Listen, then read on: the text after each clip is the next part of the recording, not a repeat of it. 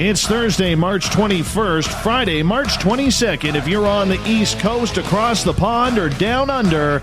And this, my friends, is Spaced Out Radio. Hope you had a great day and night. I am your host, Dave Scott, broadcasting to you live from the Great White North, on top of the mountains of central British Columbia, right here at SOR headquarters. We welcome you to tonight's show. Thank you so much for tuning in, especially if you're listening in on Deep Talk Radio or Revolution Radio. If you want to take a listen to our archives, they are free at youtube.com/Spaced Out Radio. Just do old Davey the favor, hit that subscribe button. Our website is spacedoutradio.com, where we have a plethora of features for you. Rock out to Bumblefoot, go shopping at our Spaced Out Radio store, read up on the SOR Newswire, and so much more. Tonight's show is brought to you by the YouTube channel Ensuho. Sebastian Martin brings high-quality messages to the masses. Head to our websites, hit the Ensuho banner, and subscribe today. Tonight we were originally going to be talking cryptids. However, our guest, Robert Robinson, couldn't make it on. At the last minute, he had to cancel out, so we are shifting gears for the second night in a row, heading north of the 49th parallel, but this time to talk some UFOs.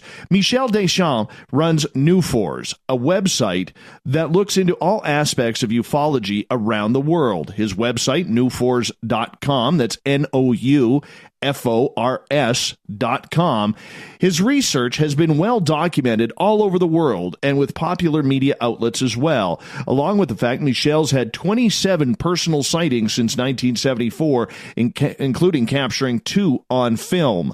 Then in the bottom of hour number 3, we'll bring you the SOR Newswire, where we're going to have a little bit of breaking news in there, so you definitely want to take a listen to that. Michel Deschamps, it's been about 2.5 years, 3 years since you were last on Spaced Out Radio, but we're always glad to have you back. Thank you so much for filling in on short notice.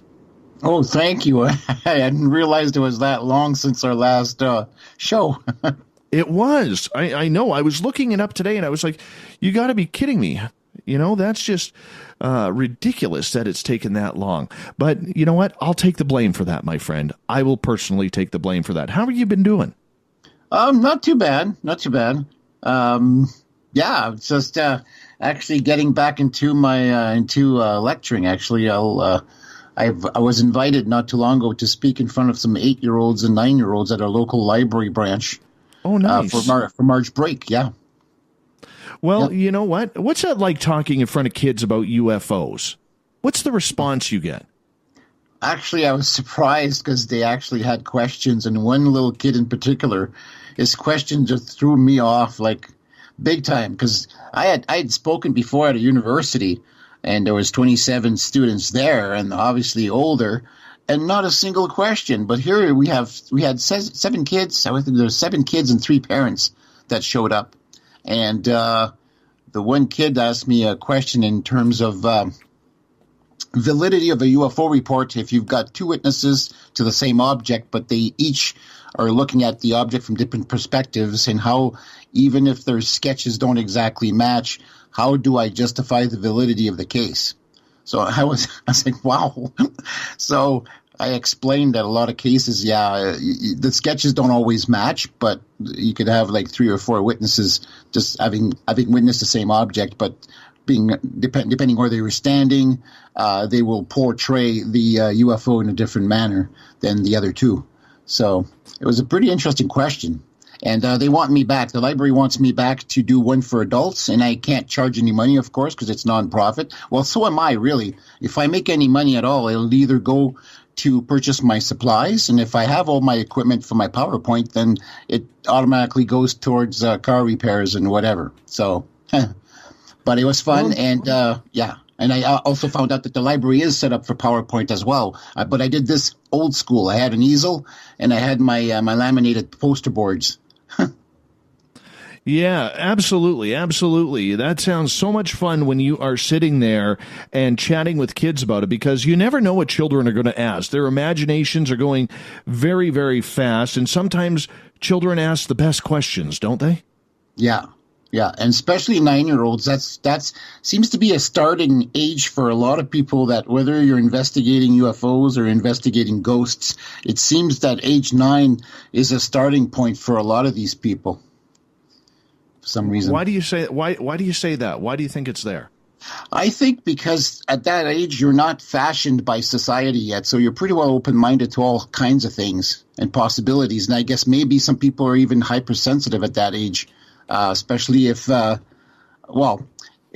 all depends if you look at it as an interest that simply came your way, or you're actually somehow guided into looking into it. That's a question I've been asking myself, like, why am I always looking into this when I've wanted to bow out so many times before?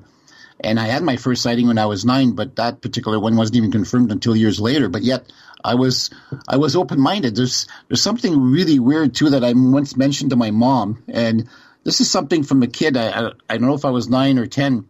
I told my mom, I says, there's either two things I want to be. I either want to be a priest or I want to be dead. And my mom looked at me and said, what? I says, well, a priest, my mom, we came from a really religious Catholic background, which eventually changed because of the UFO, information coming in. But the dead part, I basically said, Mom, death is a transition from one life state to another, and it's the greatest adventure you can ever undertake. But that's what I said at age 9 or 10. And it's like, I don't even know where that came from, but yeah.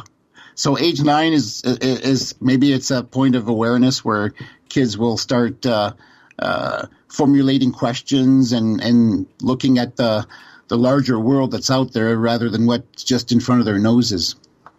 Do you think children are a little bit more in the believers section of UFOs and extraterrestrial phenomena rather than their parents were?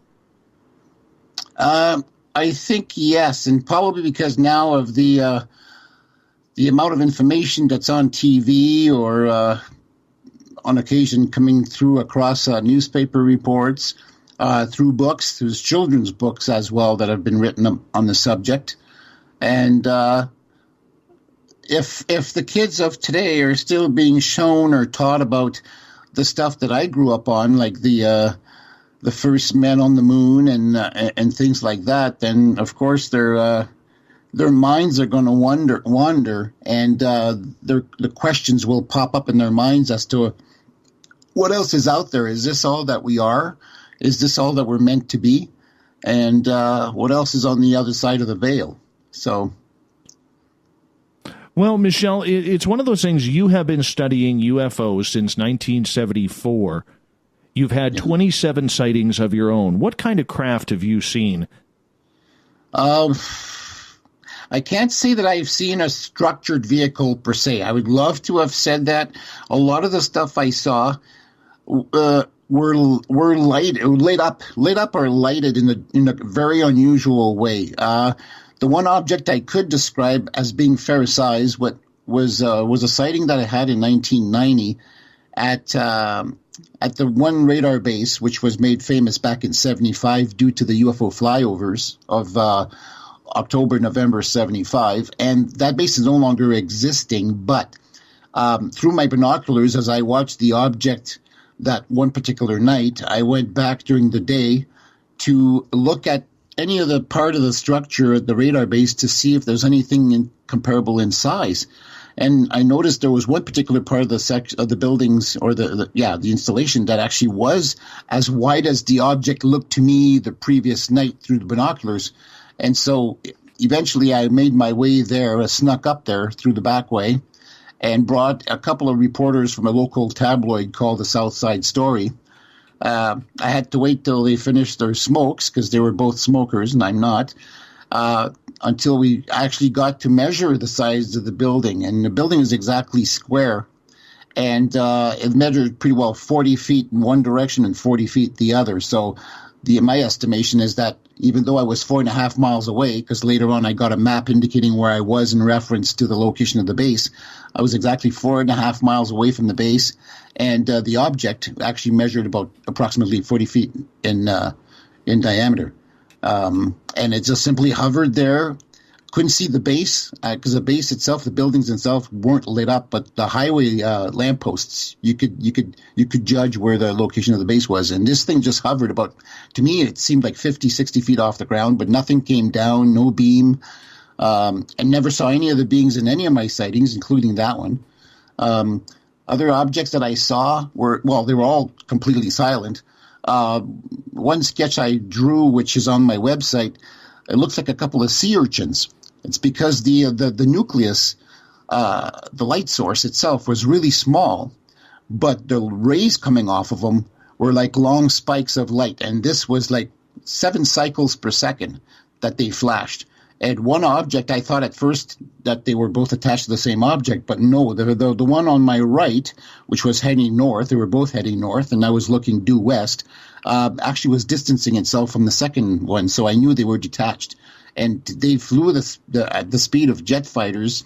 I couldn't estimate how fast, but they were just totally silent. Had I had my back turned to them, I would have missed the whole thing. And I had my camcorder at that time, which is a full VHS-sized camcorder by Sharp, aimed in their direction, but the light, as it came on, was so faint that my video camera never captured anything there.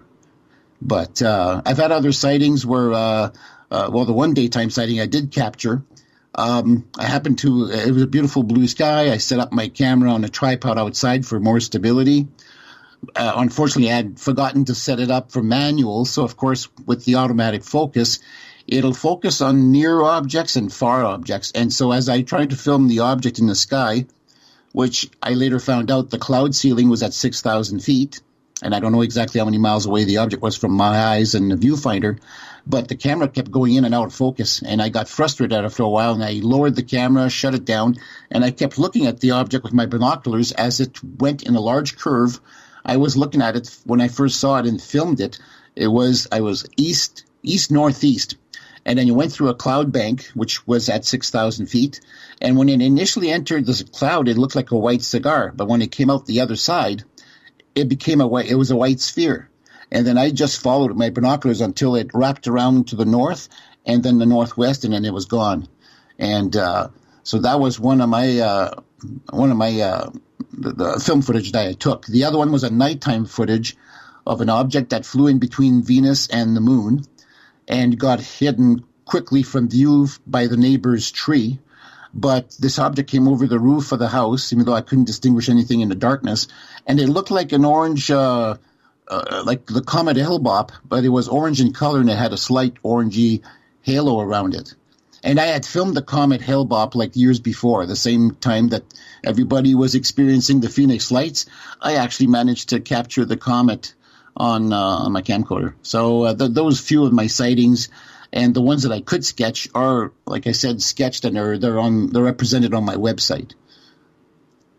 Very interesting that you were able to capture that, and that had to be such a thrill for you that you were able to get it on film, because for so many people out there, Michel, they have this experience and they're so in awe by it because their mind cannot comprehend what their eyes are seeing that they forget that they have the camera on their phone or even in their hands. And so many times we've probably missed the best footage ever because of that.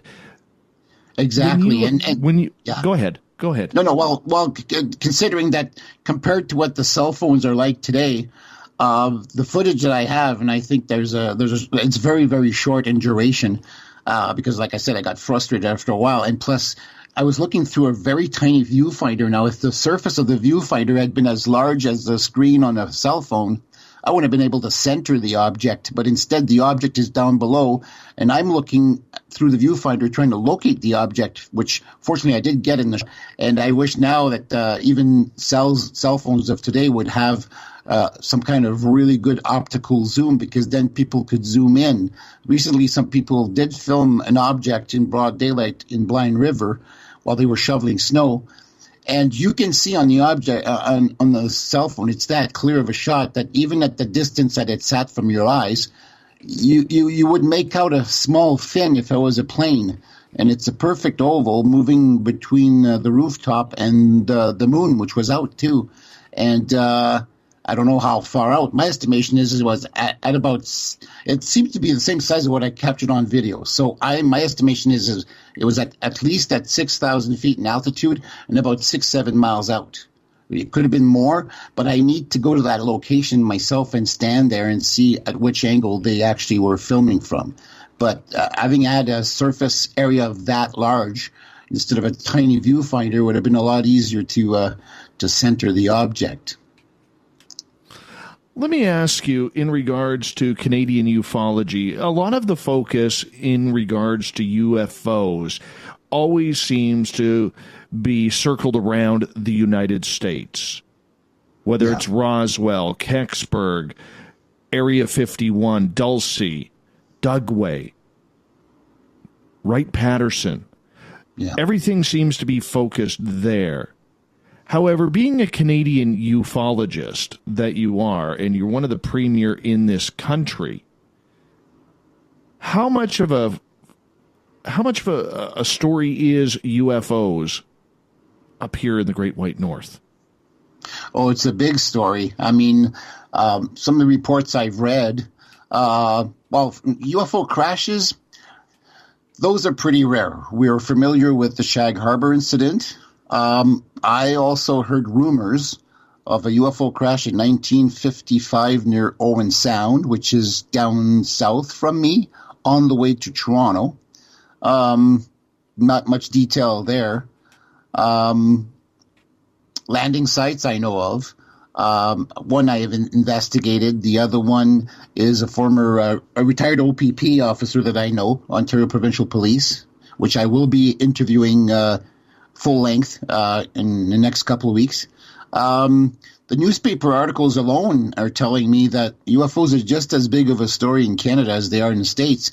The States is just more popular because where they have their installations, and where rocketry was being tested in the 1940s and 1950s, and as well as the large radar installations they have there, they have more occurrences of UFO crash retrievals than anywhere else in the world. But that's where the main focus is in regards to ufology, where it stands and how much information is coming out. But Canada, we have an annual Canadian survey that comes out every year for the preceding year, that, of how many sightings were had taken place. And I don't know how in-depth the investigations are. Every UFO group that I know of seems to have gone the way of the dinosaurs, And I became an independent because I was also in disarray with the way that MUFON was being run, like the brouhaha that I heard in the States. And so I don't know who's left to investigate reports. But it's not. There's no shortage. In the past there was no shortage of information. It's funny. It's like almost as if the UFOs have gone on to do something else, because the cool sightings where there's UFO car encounters or landings seem to be a thing of the past, like the late 40s, the 50s, the 60s, the 70s, and the 80s. As it with my research. The reason I cut it off when I researched the Sudbury Star, for instance, and I'm one of only 2 Canadians to ever do this, and I became a member or a contributor to Project 1947, where they tried to determine if there was any other major waves of sightings that preceded 1947, and there was none except for the airship sightings of 1896 and 1897. And then since 47, up for a while, there used to be a rash of sightings every 5 years, it seemed. But in the research that I was doing, the UFO articles were so far in between. I was reading more newspapers on the screen than I was actually finding news clippings. So I decided to cut off the research at December of 89. And when I started doing the research, using the 1940, 46, because I was studying the ghost rockets of Sweden. And I actually found accidentally, or not by accident, 2 articles that were dated at the turn of the century, 1914 and 1916, local happenings here in Sudbury. And the one article I should have copied as well was the very first flight from Toronto to anywhere. And what year was that? 1919. So what was flying around? One report was a nighttime flyer, something that was following the railroad line into Sudbury and one telegraph operator would contact the other one, letting him know that an object with a light on was actually following the railroad into Sudbury. This is 1916. The one in 1914 looked like the Wright brothers' plane with a pilot at the helm, and it landed not too far from where a picnicking family actually saw them. But like I said, I came across an article in 1919 for the first flight of any airplane anywhere, and it was from Toronto to I forget where. And so it took me 2.5 years to just do that newspaper, the Sudbury Star, and even though it goes way back to the 1800s as the Sudbury Journal, and I found over 350 clippings. Now, as well as that newspaper on microfilm at Laurentian University here in Sudbury, they also have the papers from Sault Ste. Marie, Ontario, Timmins, Kirkland Lake, and North Bay, which is where our NORAD base used to be, or still is, but in a very small fashion now, because I think they've downsized over the years. I used the major important happenings here and the usual dates, like we knew that Roswell took place in early July 47. So, of course, I'd use those dates to locate articles in those other papers. And some I did. I did find only the one mention about the recovery of a disc. And that was, I believe, in the North Bay paper, because that is a military town. But the other papers never had a mention of Roswell whatsoever. But then I'd go on to look for Kelly Hopkinville's encounter of the creatures. There was also the Levelland, Texas landings of these 300-foot discs that would knock out power along the highway to different installations, military installations in New Mexico. And then, of course, in 75, well, the flyover, I found quite a few clippings about that. So I would cross-reference the other papers. But I need to go back and get retrained, because they've changed some of the equipment at the university, and I have to get retrained on how to use them so that I can then again go back to the other microfilms, the other 4 Northern Ontario newspapers, and see if I can do the same. Now, I'm estimating it'll take 2.5 years for each of those papers, but it's a lot of research. And I started out with my friend Todd Frazier, but after a while, I guess he got bored or something, because it became monotonous, you know. So I wound up being by myself. And then when I met Errol Bruce Knapp, the late Errol Bruce Knapp, and all the other ones with MUFON Ontario when I joined in 1991, well, a few years later, 2007, he gave me the programs to get started with my website.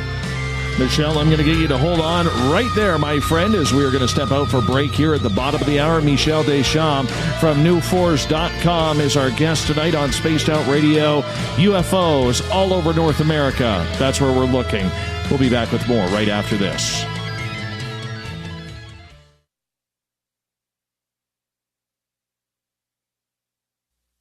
You're listening to Spaced Out Radio Live with Dave Scott on the Deep Talk Radio Network. So, you love talk radio? Then you'll love TalkStreamLive.com. TalkStream Live is always on, 24/7, with the best streaming talk shows. Find your favorite talkers and discover some new ones. It's free, readily available online or on mobile with any smartphone or tablet. Finding your favorite talk shows all in one place has gotten a whole lot easier. Just go to TalkStreamLive.com. Be sure to download the free apps from Google Play or the iTunes App Store. Hello, this is your guitar man, Ron Bumblefoot Thal, and I have to tell you, I love the response I get for Little Brother is Watching from Spaced Out Radio fans. It's amazing how music can inspire and make people think deeper about what's going on in the supernatural world. You can head over to my website, bumblefoot.com, to check out my music, my guitar workshops, my touring, even check out some of the hot sauces that I'm working on. And make sure you keep on listening, because with Spaced Out Radio, you know Little Brother is watching. Heading to Vancouver and looking for a night on the town? The Moose Vancouver is the bar that never stops rocking until 2 a.m. every night. The Moose has great food with everything on the menu from $6.95 to $8.95. Fantastic, vibrant staff and rock and roll that will bring you back to when the music was real, the hair was long, and the guitars were rocking. Get your party on at the Moose Vancouver, the official party bar of Spaced Out Radio. Visit purpleplates.com today. For over 40 years, the Purple Energy Plates have been delivering amazing results for their many customers. Inspired by the great genius Nikola Tesla, the harmony, healing, and energetic effects of the plates have proven over and over to be beneficial and often miraculous to thousands of customers. Check their site for daily specials and choose from their many energy products. You won't be sorry. Visit them today at purpleplates.com. Coming soon to our website, spacedoutradio.com, is the SOR Space Travelers Club. For just $5 a month, you can get into a private area on our site where you can hang with other listeners in our chat room, post in our forum, and check out a bunch of exclusive content and store that won't be found anywhere else, including a nightly after-show party with Dave. It's going to be the best $5 a month you're going to spend. The SOR Space Travelers, only at spacedoutradio.com. Hi there, this is Geraldine Orozco from San Francisco's Bay Area Meditation. I invite you to join me the first Tuesday of every month with Dave Scott for Spaced Out Radio's The Spiritual You. In this fast-paced world we live in, it's time for you to take some time for you. We'll cover every possible subject from powerful meditation to healing techniques to your own intuition and spirituality. So come join us for The Spiritual You. Hi, George Norrie here. Are you ready for UFO MegaCon, the immersion event? 7 days, 8 nights, 50 new speakers, UFO military witnesses, experiencer groups, skywatches, and so much more. Join me at UFO MegaCon, March 24th through the 30th in Laughlin, Nevada. Truly the one and only new information conference of the year. Now check it out at UFOMegaCon.com. That's UFOMegaCon.com.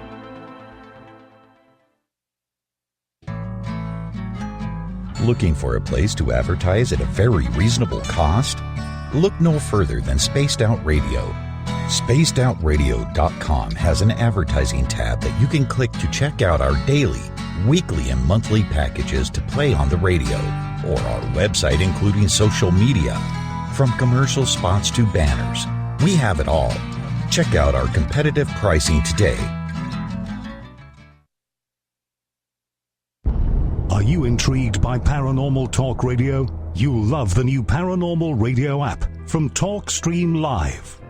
You'll find a great selection of talk shows covering UFOs, ghosts, strange phenomena, and much more. Download the Paranormal Radio app now and start listening to the very best in paranormal talk entertainment, including the network you're listening to right now, the Paranormal Radio app, free in Google Play and the iOS App Store.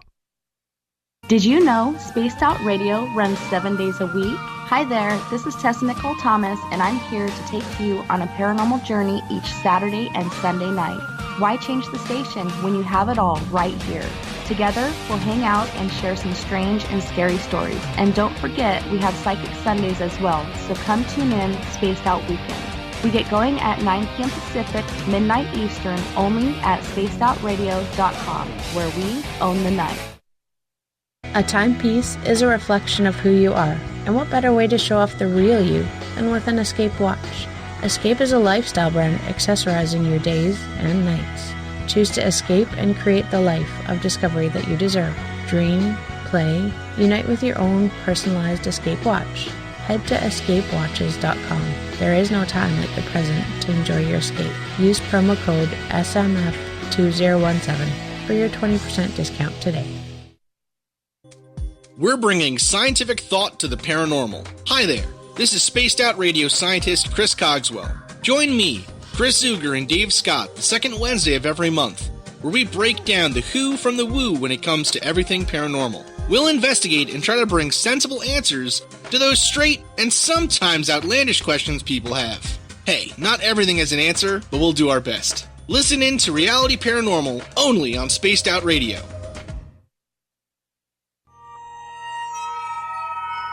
You hear footsteps in the empty room above you. A rocking chair begins rocking by itself. Don't be afraid of the things that go bump in the night. Reach for Spirit Storybox, the iPhone app the Huffington Post UK called the only ghost hunting app you will ever need. Spirit Storybox. The spirits are telling their stories. Are you listening? Are you tired of being blocked, shadow banned, or placed in jail for simply posting your thoughts on social media? Social Media Freedom can take care of that for you. Social Media Freedom is the newest and one of the best free new apps that allows you the freedom to post what you want, when you want. It takes seconds to download from your app store. Come join the tribe at Social Media Freedom. It's time to set yourself free.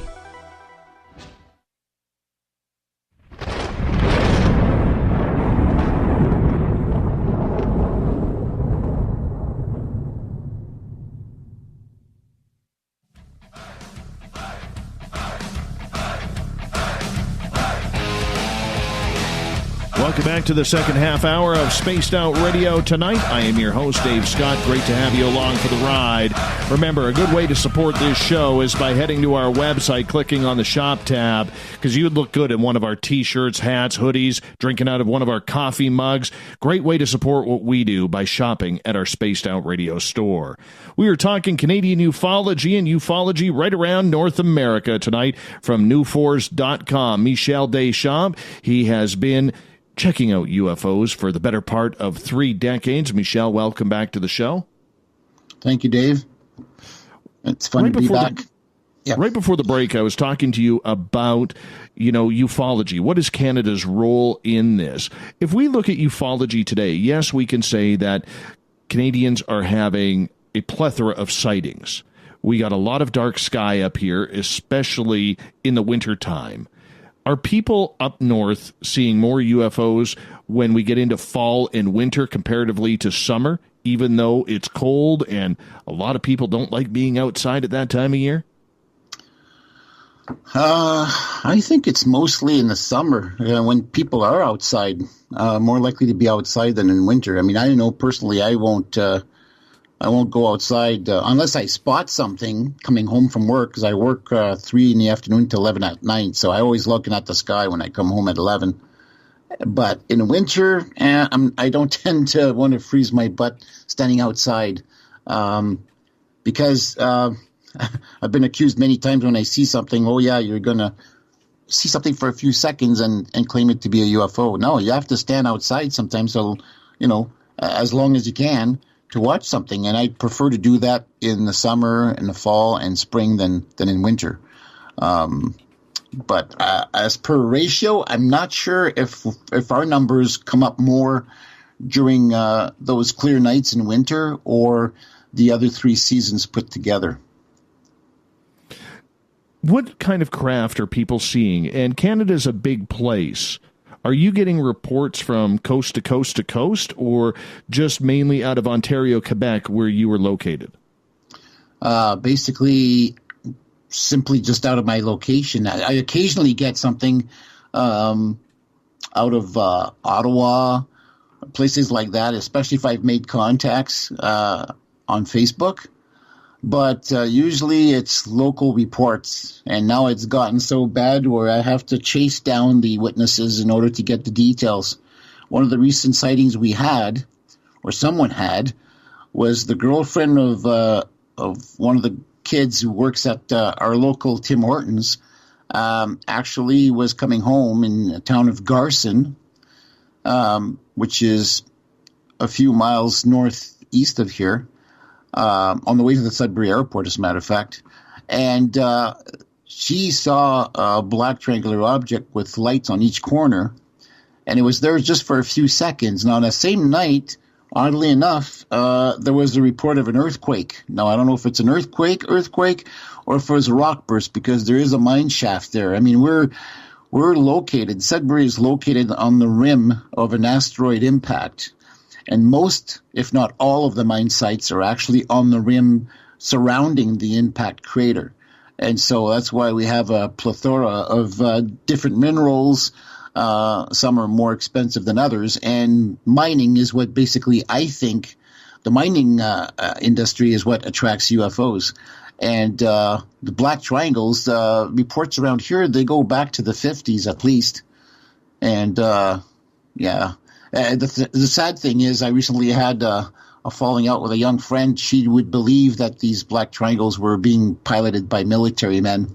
But around here, since the base has been gone, there's no I don't think the military's in the habit of going for joyrides with some super secret aircraft in the hopes or not hopes of being reported as a UFO. And these things are dead silent and are huge, depending how close the person saw this.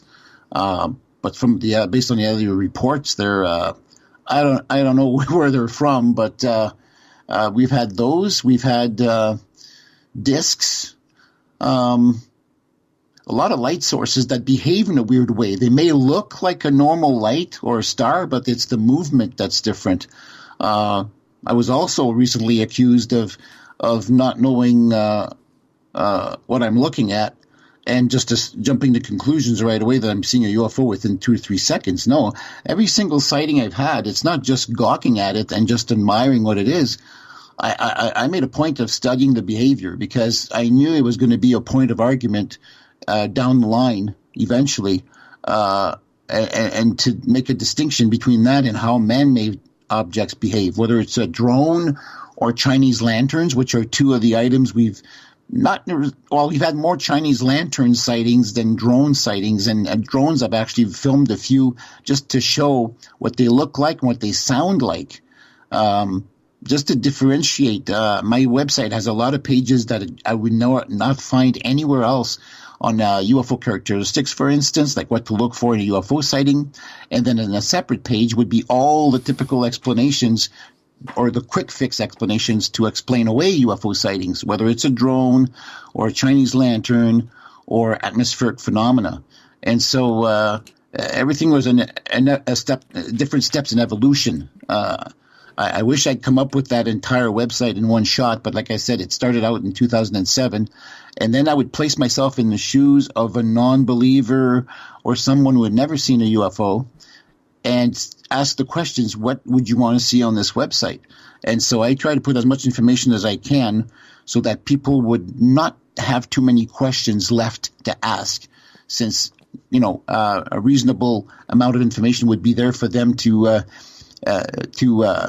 take into consideration once they've had a sighting, and how to, if they can just use the reference points just to realize whether or not they saw something man-made or something that's totally unexplained that is possibly from somewhere else. Well, here's the thing I want to ask you, because the Canadian military is not known for its technological aircraft. Outside of the 30-year-old CF-18 Hornets, there really isn't a fighter plane in Canada. It's not like the U.S. where you have F-15s, F-16s, F-18s, F-35s, F-22 Raptors, and a multitude of aircraft. Up here, we don't really have that. So when we are looking in the skies above and seeing these strange objects that could be around, in Canada, is it more thought of that it would be something UFO, or could it be man-made? Well, I would tend to think it would be the first, but some people actually think of the latter, that it could be a black op type of operation where they just want to embed the idea of UFOs. But I said that doesn't make any sense, because in all the writings that emanated from the military, they don't want people to link UFOs to being something real. They want to get away with the stigma and the aura of mystery. So why would they fly over here with some super secret object in the hopes of being, or not necessarily in the hopes, but accidentally being reported as a UFO, and then deny that they, there's no such thing as UFOs. So why would they show up here? And so that is one illogical argument that I've gotten into. And I think the more of the objects that we get to see, and because of that everything's pretty well restricted to the States, and plus if they do have any testing of anything, it'll be in out-of-the-way places like Area 51, and not just Area 51, but that Area 51 is just one part of that entire range, which is totally off-limits to anybody, and it's a no-fly zone. So those would be the places where these things would be kept and flown, because if they try to venture out and all of a sudden something goes wrong and they crash, Well, their super secret toy is now revealed, and it's no longer a secret. And then they have to go back to the drawing board and come up with something better to do whatever they do, which is usually go into another country, take photographic evidence, and come back. Like a fast penetrator. And most of these aircraft cannot hover and rotate on their axis. They're like a shark. They have to keep moving because the airflow has to go through either the pulse detonation system or whatever kind of propulsion system they have. Now, my friend Todd, he says that the B-2 bomber has some kind of aid, technological aid in the wingtips, which is almost akin to anti-gravity, but I still am wrapping my head around the idea that we have possibly come up with anti-gravity, because then if we did, why are we building these F-18s? I mean, I remember when I worked at Cold Lake Air Force Base in Alberta, when I was volunteering as Katimavik participant, we worked on the base, but we lived off the base, and I got to see these planes up close. And I'd heard reports that, like the way the planes are manufactured, they develop fissures in the wings, and we'd lose a couple of pilots. And, they were doing testing up there, like with the cruise missiles back in the 1980s as well. And so why are we using technology that's so backwards if we have these super secret vehicles that could eradicate war? I mean, I know war is a good money-making machine, and obviously in their minds, as crazy as they are, the military, they want wars to continue, because it forces them to go back to research and development and come up with better weapons, better defense systems, better targeting system, better delivery systems, and money is being made and people are being paid. But at the same time, I mean, the poor UFOs are stuck in the middle of all this, and we're labeling them left and right as simply military devices of secrecy and nothing out of the ordinary or extraterrestrial. And so I think in Canada, we can't just simply dismiss the reports as being military testing or whatever, because they have areas to do that, and they're not, military's not paid. They have a structured agenda, and they're not paid to joyride. I don't care what my friends say. I know we've gotten to our arguments, but then we're back at having coffee together the next week. So, yeah. Excuse me about that. That cough came out of nowhere. But nonetheless, we got about 9 minutes here before we got to go to break at the top of the hour. And when you were at Cold Lake, Canada's Cold Lake military range is about the size of Nellis Air Force Range, if not a tad bigger or smaller. Yeah. In Nevada. And they have numerous lands. This is where the United States actually tested a lot of the cruise missiles, because the range is extremely large and there is no population around. It's very easy to be able to hide something in that area, like a secret base that would look into UFOs. Do you think that is happening on Canadian soil?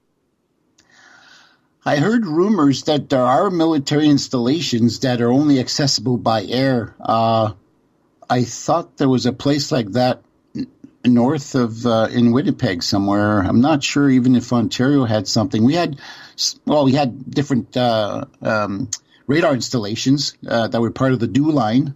Falcon Bridge being one. There was also Sioux Lookout. Raymore is up by Kirkland Lake and Timmins.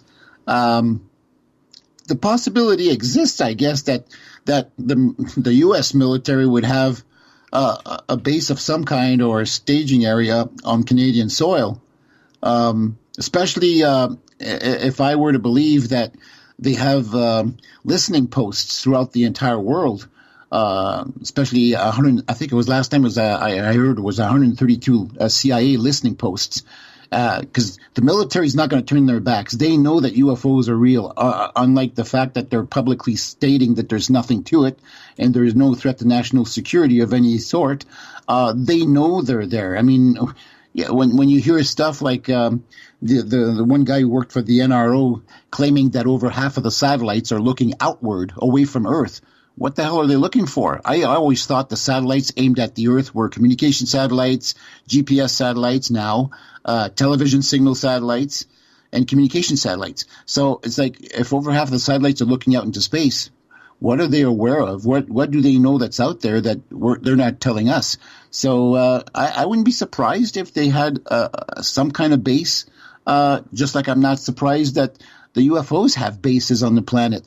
It's a lot easier for them to do that than to travel back 1 million miles or wherever they're from, come back for a few more days, and go back home again, when they could have like duck blinds here and there and other places which are out of access for us, like the deepest oceans where our subs would implode at a certain depth, or even the dark side of the moon. Do you believe then, when we see places like Area 51, Dugway, Wright-Patterson, or Cold Lake, Alberta, that they are hiding some sort of UFO technology? Well, Area 51 could be hiding something. Initially, Area 51 was what was moved to Area 51 was initially at Wright-Patterson Air Force Base at the Foreign Technology Division.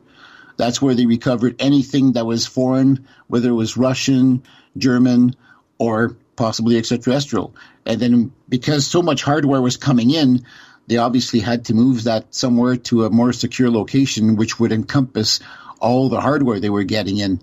And I tend to side with Bob Lazar that the saucers are not exactly, or the captured vehicles, recovered, or whatever, not necessarily given. I don't think the aliens would simply give us technology. I think they all occurred in crashes, or they were shot down. They were kept at another installation called S4. Now, although if you listen to people like David Adair, who said that he had seen something that looked like an engine the size of a school bus, which obviously belonged to a much larger craft, like possibly these 300 feet, diameter vehicles that some people will consider motherships, if they've managed to bring down a few. There was I listened to a video report where he said he was shown one and found out that there was that they work with symbiotic by touching his hands, running his hands across it. The beings who control the ships are actually part of the circuitry. And to me, that makes sense. I mean, they're telepathic. They probably have way more control, and they're definitely experts in spacefaring. We're still just getting over the bars of the cradle in terms of space flight. And when I hear rumors that we've been on Mars for the last 40 years, and like people like Corey Good and people like that, I have hideouts. I mean, I don't believe any of that stuff. I'd have to see evidence for that, just like I require evidence for my own sightings and other people's sightings. But you also know when somebody's seen something, you look in their eyes and their eyes all glaze up, and it changes you forever. It's one of the tip-offs that I've noticed after talking to a lot of people who have seen things compared to the people who haven't. The people who haven't seen anything are the ones who are creating the fake CGIs on YouTube. I can tell a fake UFO CGI on YouTube from a real one because they have too many. Yeah, well, a lot of times they have too many appendages. UFOs are very plain in appearance, and what they are putting on there on YouTube would be something that we build as a small model for a science fiction movie. I mean, and I've seen like all the ones I saw, they were all one different from the next, and the behavior sometimes was just as weird, if not the same. But for us to have vehicles that can perform that same way, oh my God, it would take us so far technologically. But I think sociologically, I think we're not prepared to handle that just yet. We're having enough difficulty catching up with the technology that we have, like cell phones. That kind of stuff is readily available, and I just have my doubts as to what extent they actually have back engineered technology to create vehicles I've never seen. I've seen cell phones that can do amazing things. I'm sure the military's computers are 100 years ahead of our computers. But to claim that they have vehicles that can outperform anything else, and to have them based here in Canada or somewhere else, I have my doubts. If they do have a functioning vehicle, it's probably alien, and they don't want to venture it out. I mean, I don't even know if they've mastered how to fly them yet. There's so many things we don't have enough evidence for, and just talking that like for instance, the Nazi Germany having discovered conceptual drawings, as I call them, of these super large saucers with large turret guns. Now, just because they have conceptual drawings doesn't mean they went into production. So for people talking about Vril technology, and the Nazis had UFO technology and anti-gravity way back in 1945, to me it's BS. I would have to see evidence for that too. Well, we want to see evidence on absolutely everything that is out there. And we got about 90 seconds before we have to go to break here. But in regards to the idea that there is technology being hidden, sure, there's been whistleblowers out there, but there's a lot of holes in each and every one of their stories, including Bob Lazar, who I do believe worked there. But in regards to these whistleblowers, how can we trust them? How do we trust this information if we are involved? Yeah, that's the hard part, because sometimes I wonder if even if we knew the answer, would we really like the answer? Like how far have they back engineered the technology, and what else are they doing with it if they have somehow made breakthroughs that they're not telling us about? You know, whether it's free energy, like a byproduct would be a free energy which would get rid of, you know, nuclear power and the toxicity that takes place. I mean, we're pretty good at making nuclear power. We just don't know. We're not very good at getting rid of it and dropping it back into the environment without polluting the crap out of the planet and whatever else. So, it's hard to say how you can judge like somebody. When Bob Lazar, I believe him because he's never changed his story, never deviated his story, just like Travis Walton in his own respect. For his own story and his own encounter, has never changed his story.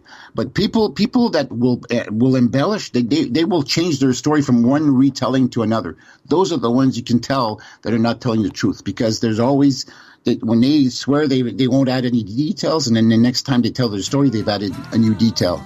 I get you right there. I get you right there. Michel, you sit tight. We are going to go into hour number 2 talking UFOs, UFO studies, cases across Canada and the United States. Going to be a lot of fun. Michel Deschamps' website, newfors.com. That's NOUFORS.com. Go check it out. We'll be back with hour number 2.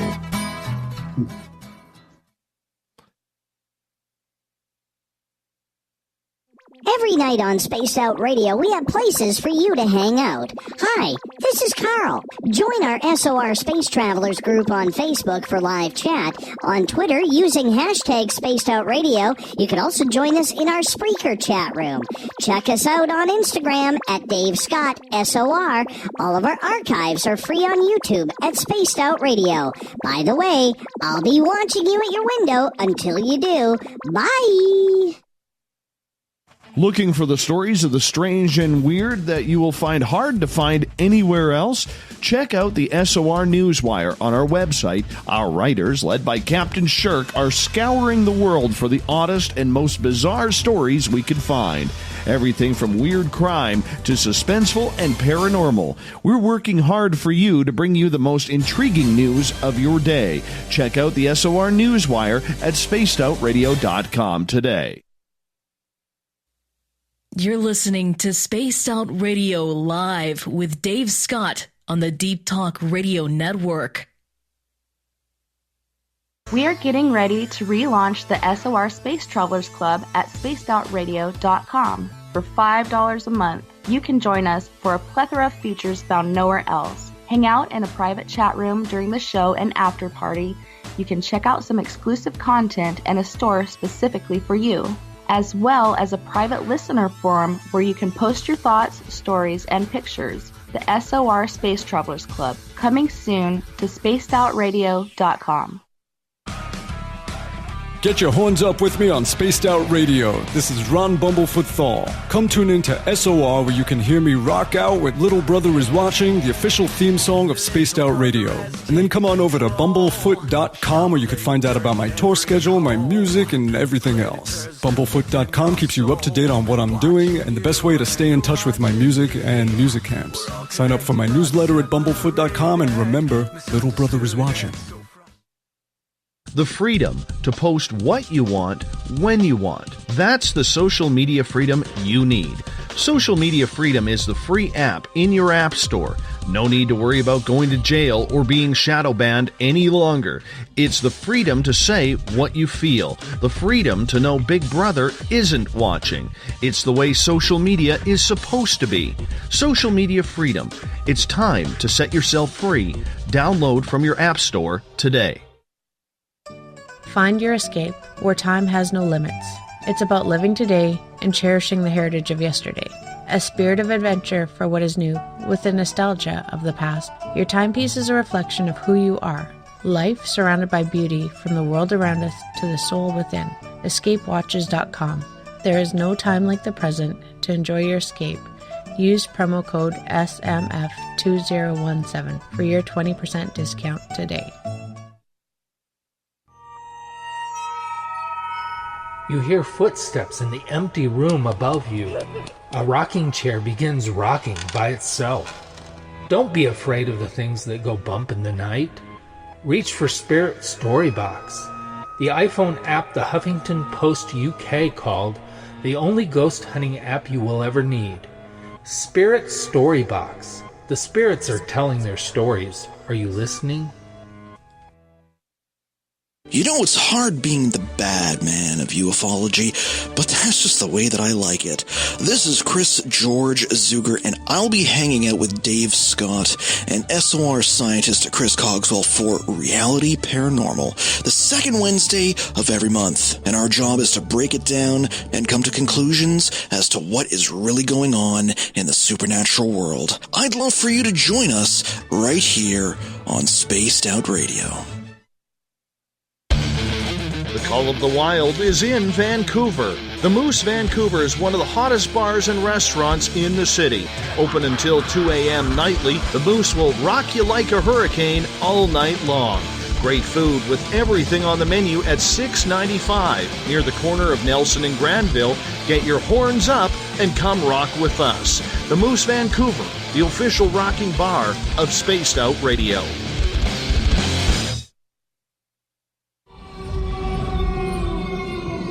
Hey, this is Canadian Paranormal Investigator Mike Moore. The third Wednesday of every month, I'll be teaming up with Dave Scott to bring you Ghosts of the Great White North. Each month, we will bring on guests from across Canada to discuss their ghostly encounters. Canada is a paranormal hotbed with stories you've never heard, so we're going to bring them to you. So get comfy on your Chesterfield, grab a donut, and join us, eh?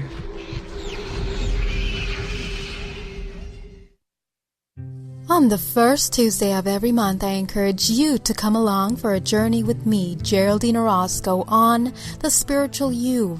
Together, we will take a look at how to access the highest expression of yourself and change your life. Consciousness, ET contact, health, and wellness, we can talk about it all. So come along for a spiritual ride with me, Geraldine Orozco, on The Spiritual You, only on Spaced Out Radio.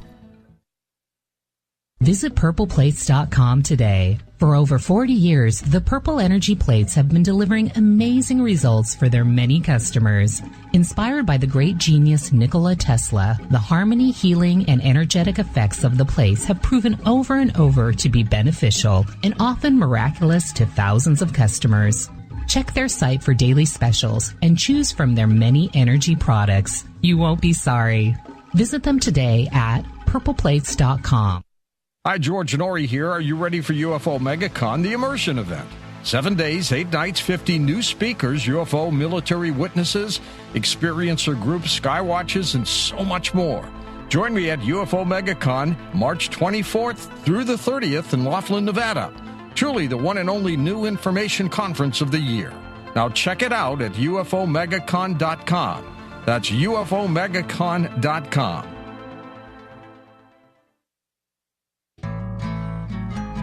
Looking for a place to advertise at a very reasonable cost? Look no further than Spaced Out Radio.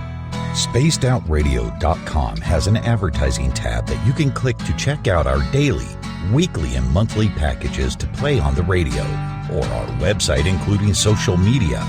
From commercial spots to banners, we have it all. Check out our competitive pricing today. So, you love talk radio? Then you'll love TalkStreamLive.com. TalkStream Live is always on, 24/7, with the best streaming talk shows. Find your favorite talkers and discover some new ones. It's free, readily available online or on mobile with any smartphone or tablet. Finding your favorite talk shows all in one place has gotten a whole lot easier. Just go to TalkStreamLive.com. Be sure to download the free apps from Google Play or the iTunes App Store. You're listening to Spaced Out Radio with Dave Scott. Follow Dave on Twitter at Spaced Out Radio and on Facebook, Spaced Out Radio Show. Welcome back to hour number 2 of Spaced Out Radio tonight. I am your host, Dave Scott. Thank you so much for being with us. Tomorrow night on the show, Teddy Hadiaska is going to join us to talk about the Dyatlov Pass mystery. We get going at 9:06 Pacific, 12:06 a.m. Eastern at spacedoutradio.com. Hi to everyone listening in on our terrestrial affiliates, KDUN, AM 1030 in Reedsport, Oregon, UPRN 107.7 FM in New Orleans, in Ridgecrest, California, KZFX 93.7 FM and WQEE 99.1 FM in Noonan, Georgia.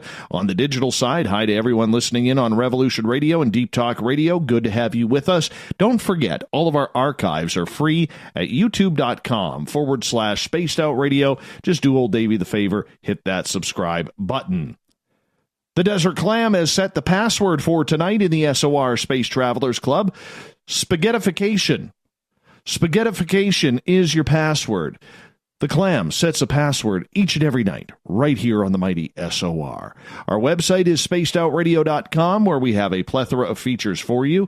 Rock out to Bumblefoot, go shopping at our Spaced Out Radio store, read up on the SOR Newswire, brought to you by Captain Shirk, and so much more. We're talking UFOs in North America tonight.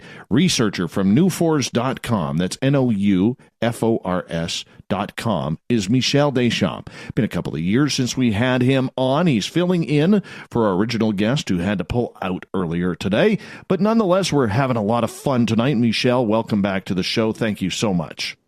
Thanks, Dave. It's a pleasure to be back. Now, Michel, in regards to Canadian UFOs, and this is kind of where I want to get a little bit deep into it. We've heard about Shag Harbour. We've heard about things like the Falcon Lake incident where Stephan Michelak was hit by some sort of beam there. Those are two very, very prominent cases across Canada, yet the majority of Canadians have no clue about them, much like our American brothers and sisters. Almost all of them know about what happened at Roswell. Or, you know, to think of the Mothman for a second, what happened at Point Pleasant, West Virginia. Yeah. You know, they love the legends and lore down there. Why up here in Canada have we not blown up these stories if they are that large? Well, it's because of the number of witnesses. Stephan Michelak was the only one to his encounter. Initially, before even the Colorado group got involved in the investigating. Shag Harbour, that one is kind of cool because as the Canadian Roswell, it wasn't the people that claimed it was a UFO. It was the RCMP. Because the people, as far as they were concerned, they thought it was a plane that crashed, and they were expecting to recover survivors or dead bodies from the ocean. And it's basically took me a while to get the one document where the word UFO was underlined twice in one of the documents. I'd gotten most of the documents from Christopher Stiles from Nova Scotia and Don Ledger, but the one document was missing, and I had to go online to find that one. And yeah, it's the government that labeled it a UFO, not the people. But the fact that the Roswell is so famous is because of the number of witnesses that were that one part of the story or another they were witness to. You had Frankie Rowe. She passed away a few years back. How they were threatened with death if they were ever to speak out, because she had held the special piece that would fold up like foil, and then you let it on a table and it flattens out like water. Those kinds of pieces there, that would be like the smoking gun. In Canada, yeah, you've got those two cases, and you also have Robert Kilderhose, who was a pilot. He was doing a speed record flight from the east coast to the west coast, and as he got over Fort McLeod in Alberta, he photographed an object amongst the clouds. And so he took a photograph of him and his wingman, and then a photograph of this object, luminous blob of light amongst the clouds. That's another famous case. And soon after that, he actually would write huge write-ups for newspapers or something. I have a big write-up about it because one of my friends who's into cryptids, he lives near Lake Simcoe on the way down to Toronto, and he had a huge collection of these news clippings from the Inquirer. And right. I have the very first article where Travis Walton and his crew each got a check for the best story of 1975, and then I found this huge. I had to scan it in 4 sections because the article was so large about this Canadian pilot who was doing a speed test across the country, and with an F-86 Sabre, and took a picture of this UFO. I'm trying to remember any other cases. Oh, the other famous case also too is the giant UFO in the Yukon in 1996, December 11th. You know, this thing even with the 6 best estimates, this thing was at least 1.5 miles in width. You know, something that we'd consider a mothership, or obviously it could actually contain some of the smaller crafts. And that's another argument that people may have brought up before. You know, has anybody even asked the questions, do you think these small 40, 50-foot crafts could be interstellar? Some might be, but I think they're brought here by an aircraft carrier type object like the motherships. In a lot of reports, they're even smaller in size. These exploration vehicles, as I call them.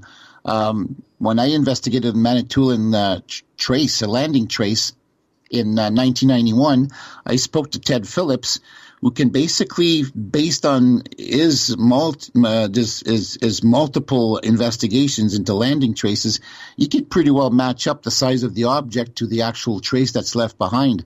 And when he saw my pictures, he says, yeah, those were probably 2 separate objects, one possibly assisting the other. And that's not the first time I've heard that kind of story, because in the Shag Harbour incident, they actually is revelation that there was a second object that was assisting the first one.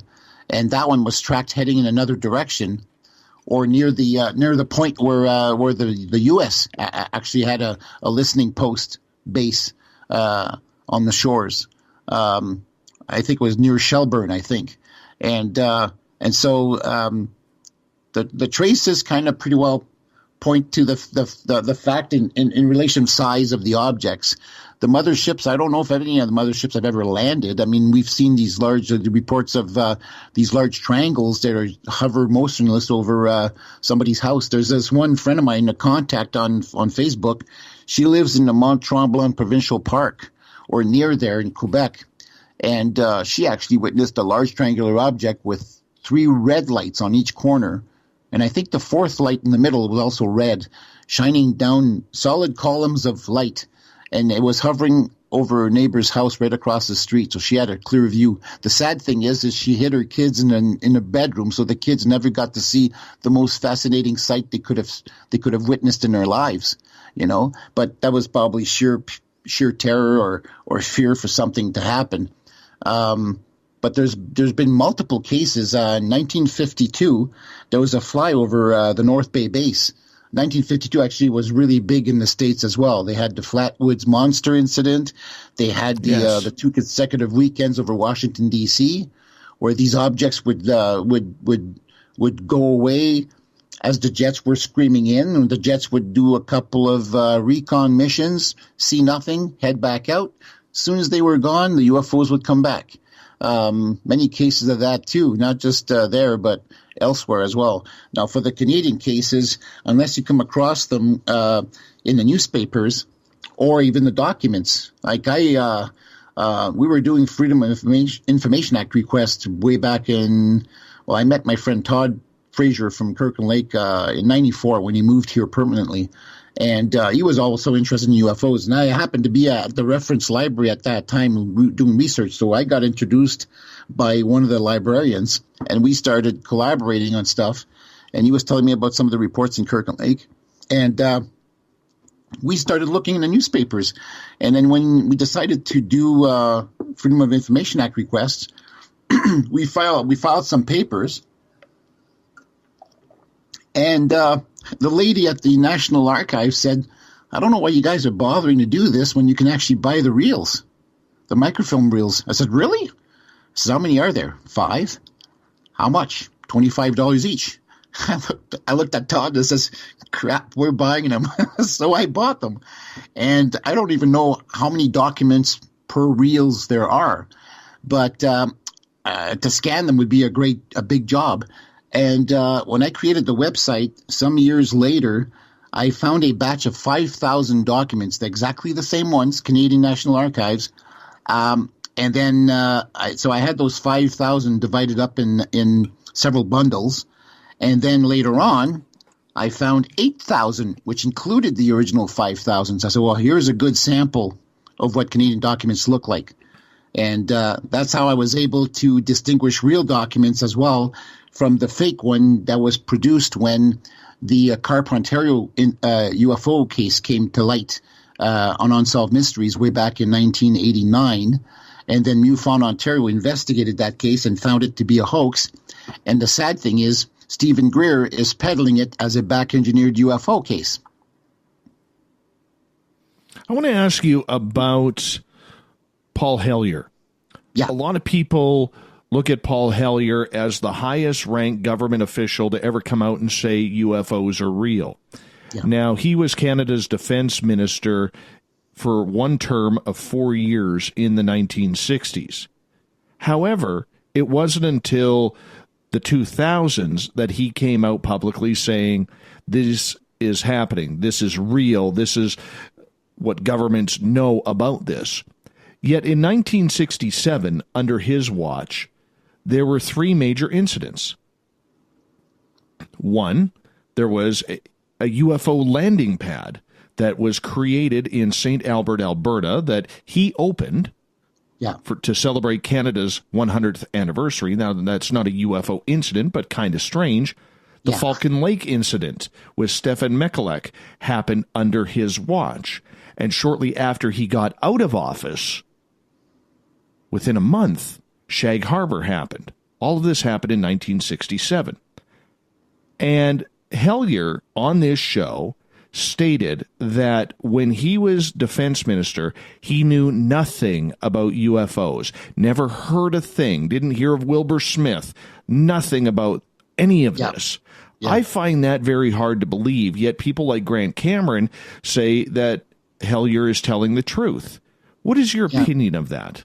Well, actually, I tend to agree with that. I think he didn't know much because his interest was not UFOs. His interest at that time was organizing the armed forces and anything that dealt with the military in terms of organization. I was just reviewing one of the things I noticed on my site. As a matter of fact, I have some of the late Errol Bruce Knapp's Strange Days Indeed episodes, but they're not, the guests' names are not there. So I was working on that and listening to exactly a report about how they were talking about the National Press Club, one of the National Press Club press conferences, where they talked to De Brouwer, who was in charge of the Belgian Air Force at the time of the Belgian incident. And De Brouwer said that even his superior once came across a UFO report, and if it had nothing to do with the military, they would toss it in the garbage.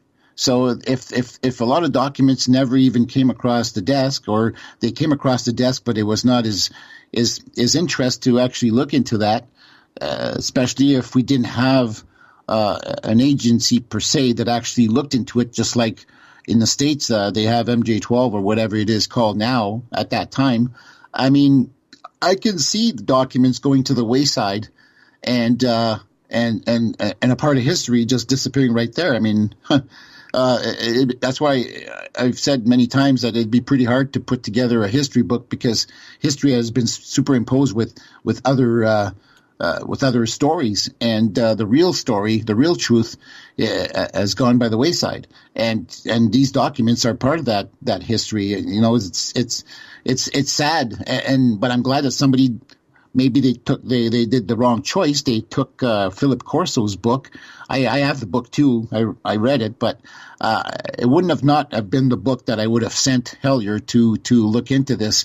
I would have gotten him a copy of this one book, which I plan to get for all 13 of our library branches, and it's called UFOs and Government: A Historical Inquiry.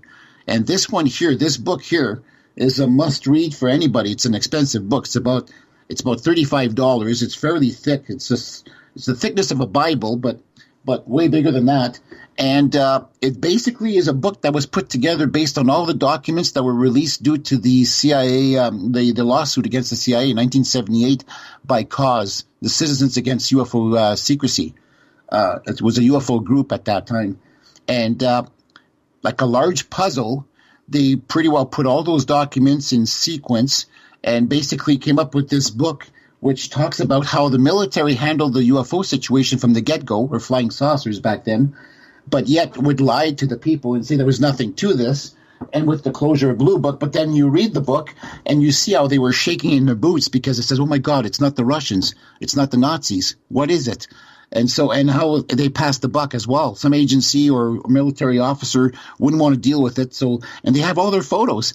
It's pretty cool to actually see, okay, who's this soldier? Who's that soldier? Well, they have their photos and their names. So now you can actually say, okay, this is Sergeant Quarles or Sergeant McCoy or whatever from Blue Book or whatever. And you find all these little gems. I mean, maybe Paul Hellyer didn't know all about this, but a lot of people didn't even know about these documents that were just recently found a few years back. Rob Mercer is an investigator, researcher who actually found these documents on eBay. Yes. And the documents belonged, I have copies. I have clean copies. Me too. But he says, oh, you too? Oh, cool. Yes. And he said to me, just use the ones with my watermark. His name is watermarked across the documents diagonally. And he said, just use those on the website. But if you want some sets of some clean copies, I'll get some. Yeah. And those documents were left behind when actually they were supposed to be destroyed initially. But one of the members of Project Blue Book kept them as souvenirs. Now, when he sold his house, that box of documents was left behind. The new owner of the house found the boxes, kind of felt there was something important to them, so he decided to put up for sale on eBay. And then Rob Mercer found them, thank God. So the only sad thing is the documents are floating between being part of the public domain or being destroyed. So with the watermarks, at first I didn't quite agree with that.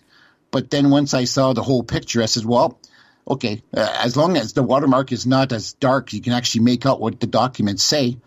And in addition to this, for instance, in the documents that I initially got from the Fund for UFO Research, way before the FBI finally placed all 16 bundles on our own website, I had bought 900 files out of the 1,600 that the FBI now have on their website.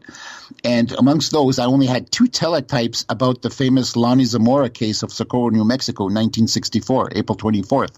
Well, now there's a bundle of 217 pages about that case alone. And so I got clean copies of that one, but also all the watermarked ones. And then having met J. Allen Hynek's daughter a few years back, by pure luck, found out that they have a camp in Blind River, which is about an hour and a half west of here.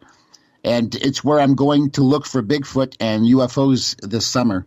A lot of sightings there because there's a nuclear refinery that produces radioactive pellets for the nuclear power plant located in Chalk River and Deep River down on the way to Ottawa from my place.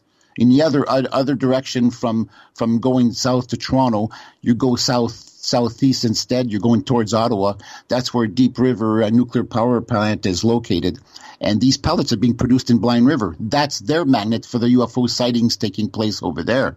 And my friend Joan Morningstar from Mississauga First Nation is sort of a movie star because her abduction case appeared on episode 5 of season 2 of Indians and Aliens, which is broadcasted on APTN network.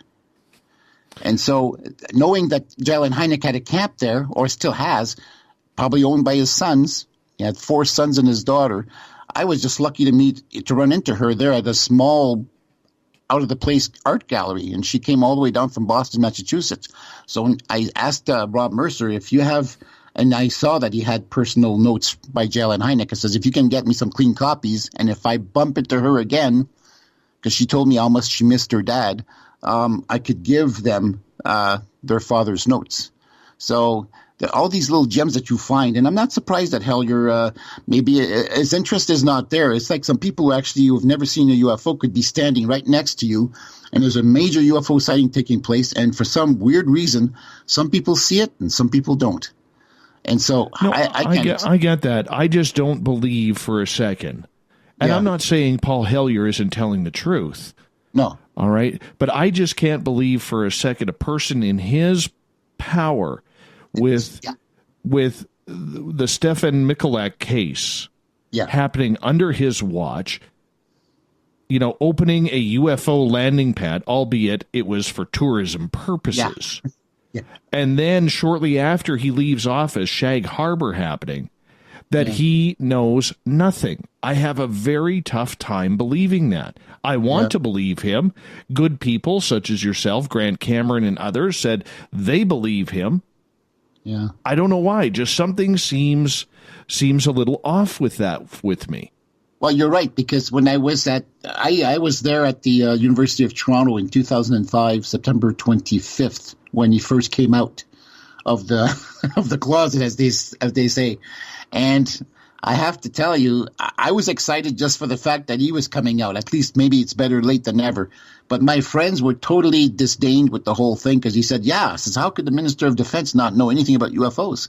And somebody had to provide him a UFO book in order to say, oh, wow, there is something to this, and they are as real as the planes flying overhead or your car sitting out on the street where you could go and thump it. So it's like, I can understand that side too. So who knows? I mean, I have a hard time. Well, I work with people. I work with a flat earther, so I have to deal with that kind of stuff. There's a grade school former classmate of mine that always has to put in his 2 cents when I put a post on the net. He doesn't believe in Bigfoot or UFOs or whatever. So there's people that are totally oblivious to the facts, and I may have taught back then, maybe not as extensively as I am doing now, but I remember in grade school, I mean, I must have talked about it, and yet never, obviously didn't convince him of the reality. And so, it's a kind of really weird situation there where this is the defense minister of Canada, and he should know more than what he does. But if at the same time, I can see it not being his interest at all, because all the kids, younger people, the 25, 26-year-olds at work, all they talk about is sports. I can't stand sports because I classify that as being mass distraction to keep us entertained from looking at the more important things. They can tell you the stats, they can tell you which general manager is being traded in and stuff, but yet UFOs, it's kooky stuff. It's kook. I get you. Whatever. I get you right there. I'm going to get you to hold on right there, Michel, because we're going to step out for a break here at the bottom of the hour. Michel Deschamps from newforce.com is our guest. Canadian UFO Talk. And UFOs all night long. We're coming back right after this.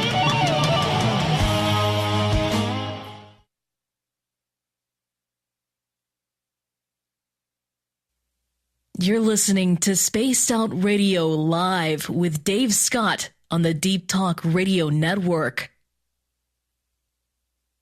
Heading to Vancouver and looking for a night on the town? The Moose Vancouver is the bar that never stops rocking until 2 a.m. every night. The Moose has great food with everything on the menu from $6.95 to $8.95. Fantastic, vibrant staff and rock and roll that will bring you back to when the music was real, the hair was long, and the guitars were rocking. Get your party on at the Moose Vancouver, the official party bar of Spaced Out Radio. Did you know Spaced Out Radio runs 7 days a week? Hi there, this is Tessa Nicole Thomas, and I'm here to take you on a paranormal journey each Saturday and Sunday night. Why change the station when you have it all right here? Together, we'll hang out and share some strange and scary stories. And don't forget, we have Psychic Sundays as well, so come tune in Spaced Out Weekend. We get going at 9 p.m. Pacific, midnight Eastern, only at spacedoutradio.com, where we own the night. Hi, George Norrie here. Are you ready for UFO MegaCon, the immersion event? 7 days, 8 nights, 50 new speakers, UFO military witnesses, experiencer groups, skywatches, and so much more. Join me at UFO MegaCon, March 24th through the 30th in Laughlin, Nevada.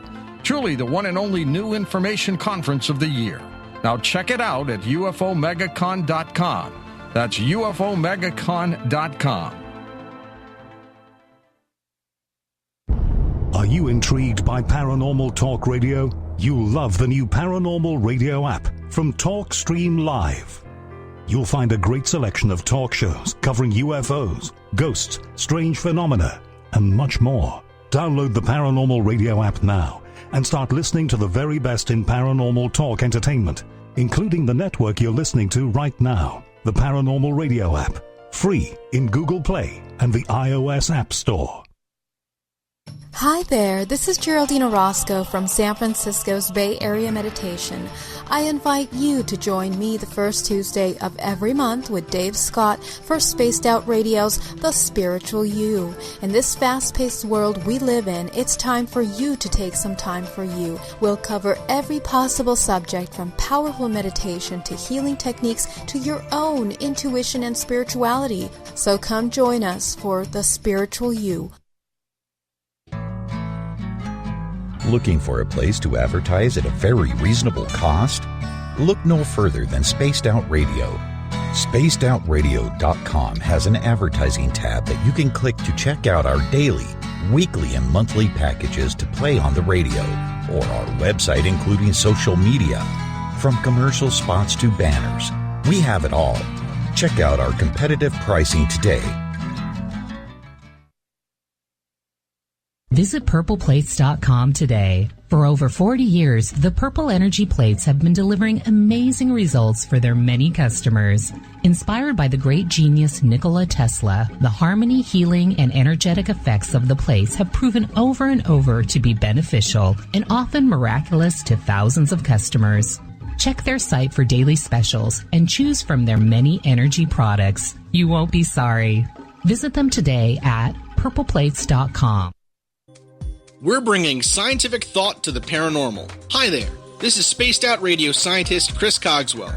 Join me, Chris Zuger, and Dave Scott the second Wednesday of every month, where we break down the who from the woo when it comes to everything paranormal. We'll investigate and try to bring sensible answers to those straight and sometimes outlandish questions people have. Hey, not everything has an answer, but we'll do our best. Listen in to Reality Paranormal only on Spaced Out Radio.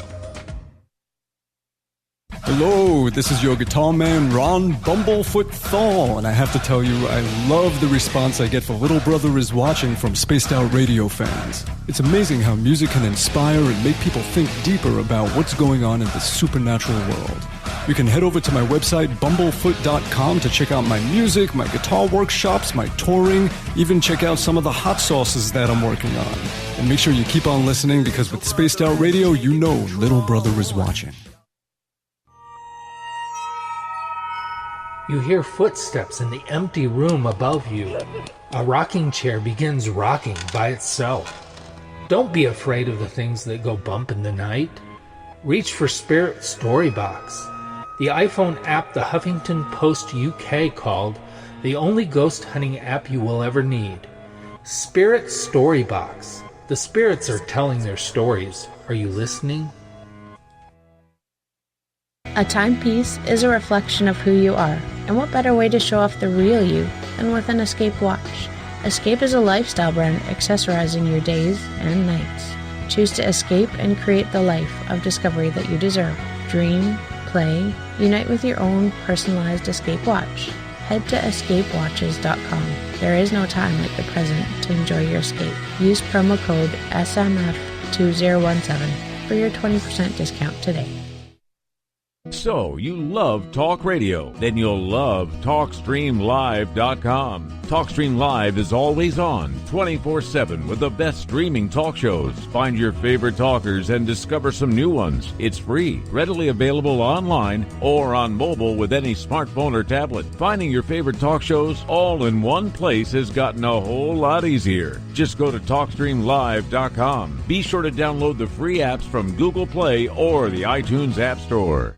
Coming soon to our website, spacedoutradio.com, is the SOR Space Travelers Club. For just $5 a month, you can get into a private area on our site where you can hang with other listeners in our chat room, post in our forum, and check out a bunch of exclusive content and store that won't be found anywhere else, including a nightly after-show party with Dave. It's going to be the best $5 a month you're going to spend. The SOR Space Travelers, only at spacedoutradio.com. Are you tired of being blocked, shadow banned, or placed in jail for simply posting your thoughts on social media? Social Media Freedom can take care of that for you. Social Media Freedom is the newest and one of the best free new apps that allows you the freedom to post what you want when you want. It takes seconds to download from your app store. Come join the tribe at Social Media Freedom. It's time to set yourself free.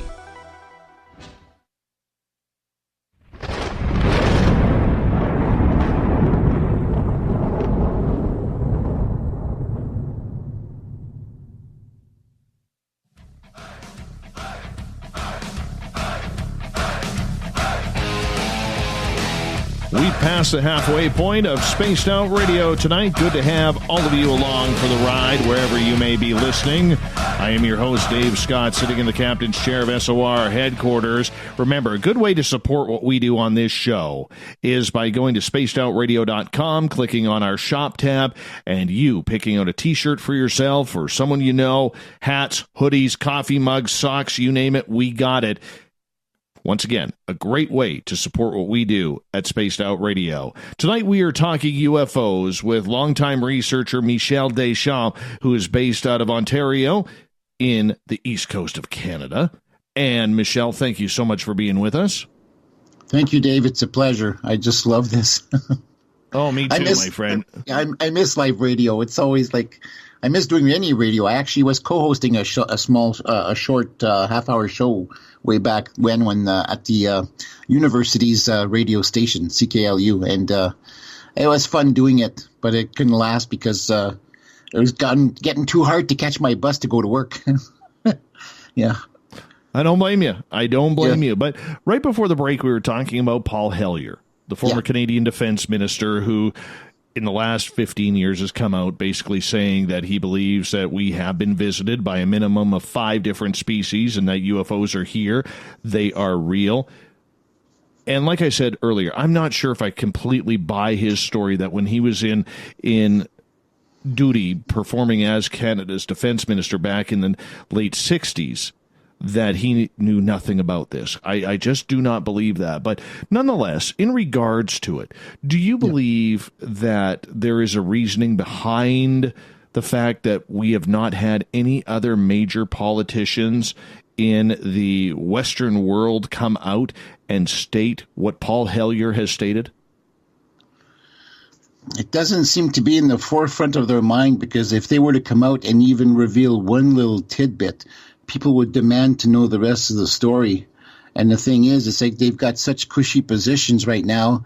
If we were suddenly got wind of the information that there's somebody out there that's more advanced than us that possibly know how to fix all our problems, like especially environmental, technological, and all that, why would we need the government for?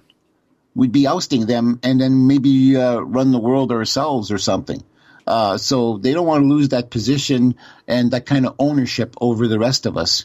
As long as they can divide and conquer by having us distracted with other things, and they don't seem to mind the infighting. You know, like there's still wars occurring on this planet, and while that's occurring, it's distracting us from the more important questions as to who we are as a species. What is our real purpose? You know, I think about this every day. It says my purpose was certainly not to wind up working at Walmart. for 20 years, because I'm on my 20th year, or any of those people like working in mines and deep caverns and stuff. We should be thriving and not surviving and having an elite. There shouldn't be no elites. There should be everybody should be pretty well equal. If everybody had the same stuff, you wouldn't have thieves, because the guy who's coveting what you've got next door wouldn't even have to go after that, because he'd have enough money to buy his own stuff. The world is not the way it's supposed to be, and I guess they seem to like it that way, because as long as they have control over us, they've got their secured positions in government.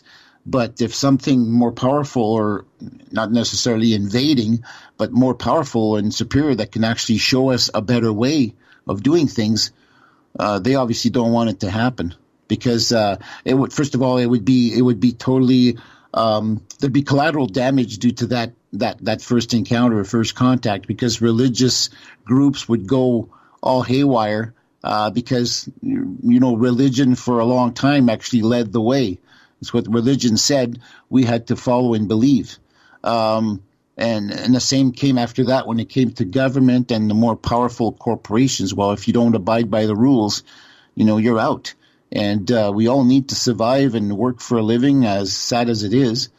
And we're the only species on this planet that has to pay rent. So, yeah, it's a sad state of affairs, and I don't know. It could not be changed overnight, even if something good or better would come along to change all that. Us getting accustomed to change sometimes is not an easy thing. But you look at the list, and I'm looking on your website here. There have been a lot of prominent politicians who have come out and said they have seen things. Yeah. Whether it's Ronald Reagan, and let's focus on the United States here for a minute. Whether it's Reagan, whether it's the Kennedy brothers, Kissinger, Nixon. I mean, we all know the Nixon story, where he allegedly took Jackie Gleason down to a military base to look at a UFO craft. Harry Truman, Fife Symington, which we just were talking about last week with the anniversary of the Phoenix Lights. Yeah. Barry Goldwater, Jimmy Carter admitted very publicly that he had UFO sightings. Dwight Eisenhower, well, there's the rumors about him. So people and politicians are talking about this. Where are we missing the boat between UFOs, politicians who have talked about this in public, as well as the medium not picking up the message? Well, the people, first of all, have been so told to look the other way. So for people to even accept the word of a politician, since their actions sometimes actually betray them, and people realize, the politicians are just as crooked as the lawyers next door or whatever. It's funny how they can believe in a lot of other things, but yet when it comes to UFOs, they won't even believe their own politicians, people that are retired, or why don't they come out while they're in power? Well, because it would ruin their careers, and they've never done their research to find this out. Even at a smaller scale, you've had people who've lost their jobs or lost their wives, their marriage breakups and stuff like that, and because of their UFO encounters. They have no idea how much worse it would be on a larger scale like that when it's a politician that's involved. They usually tend to wait until their careers are over or they've retired before they spill the beans. Sometimes they do it during, like Carter. He didn't seem to be too afraid about coming out, and that 15 million people agreed with him that they'd had UFO encounters, or they believed in the existence. And but for acceptance, I mean, it's a big pill to swallow. I mean, just look at 40 years of research on any part of any researcher. If somebody were to bother even looking through my site and realizing, first of all, there's not really any BS on there or speculation. I mean, I wish I created a speculation page, but there was enough speculation. I didn't want to add any to the already existing pot. just if somebody were just not really do research, because we've done the research and most of the research has been done. Whatever we've been able to attain is out there already. People just have to read the websites, the good websites. I mean, there's information out there that you can't trust, but it all depends, how does the researcher portray himself? Does he portray himself as a charlatan or somebody who wants to stick to the truth and is not in this for money? That's where I stand. I was recently accused of using publications to make money off my site. I barely make any money. I try to sell T-shirts on there that are kind of cool, and it's just to go back into the research or repair my car, like I told you earlier. But nobody makes money off of UFOs, and if they are, they're doing a disservice, because then people are they're coinciding the UFO interest with a money making scheme, and so it's even more mistrusting for them to say, well, there's reality to UFOs. People are making a buck off the thing. We're basically studying somebody else's vehicles. That's the way I reduce it to that, and it's kind of funny and ludicrous when you really think about it.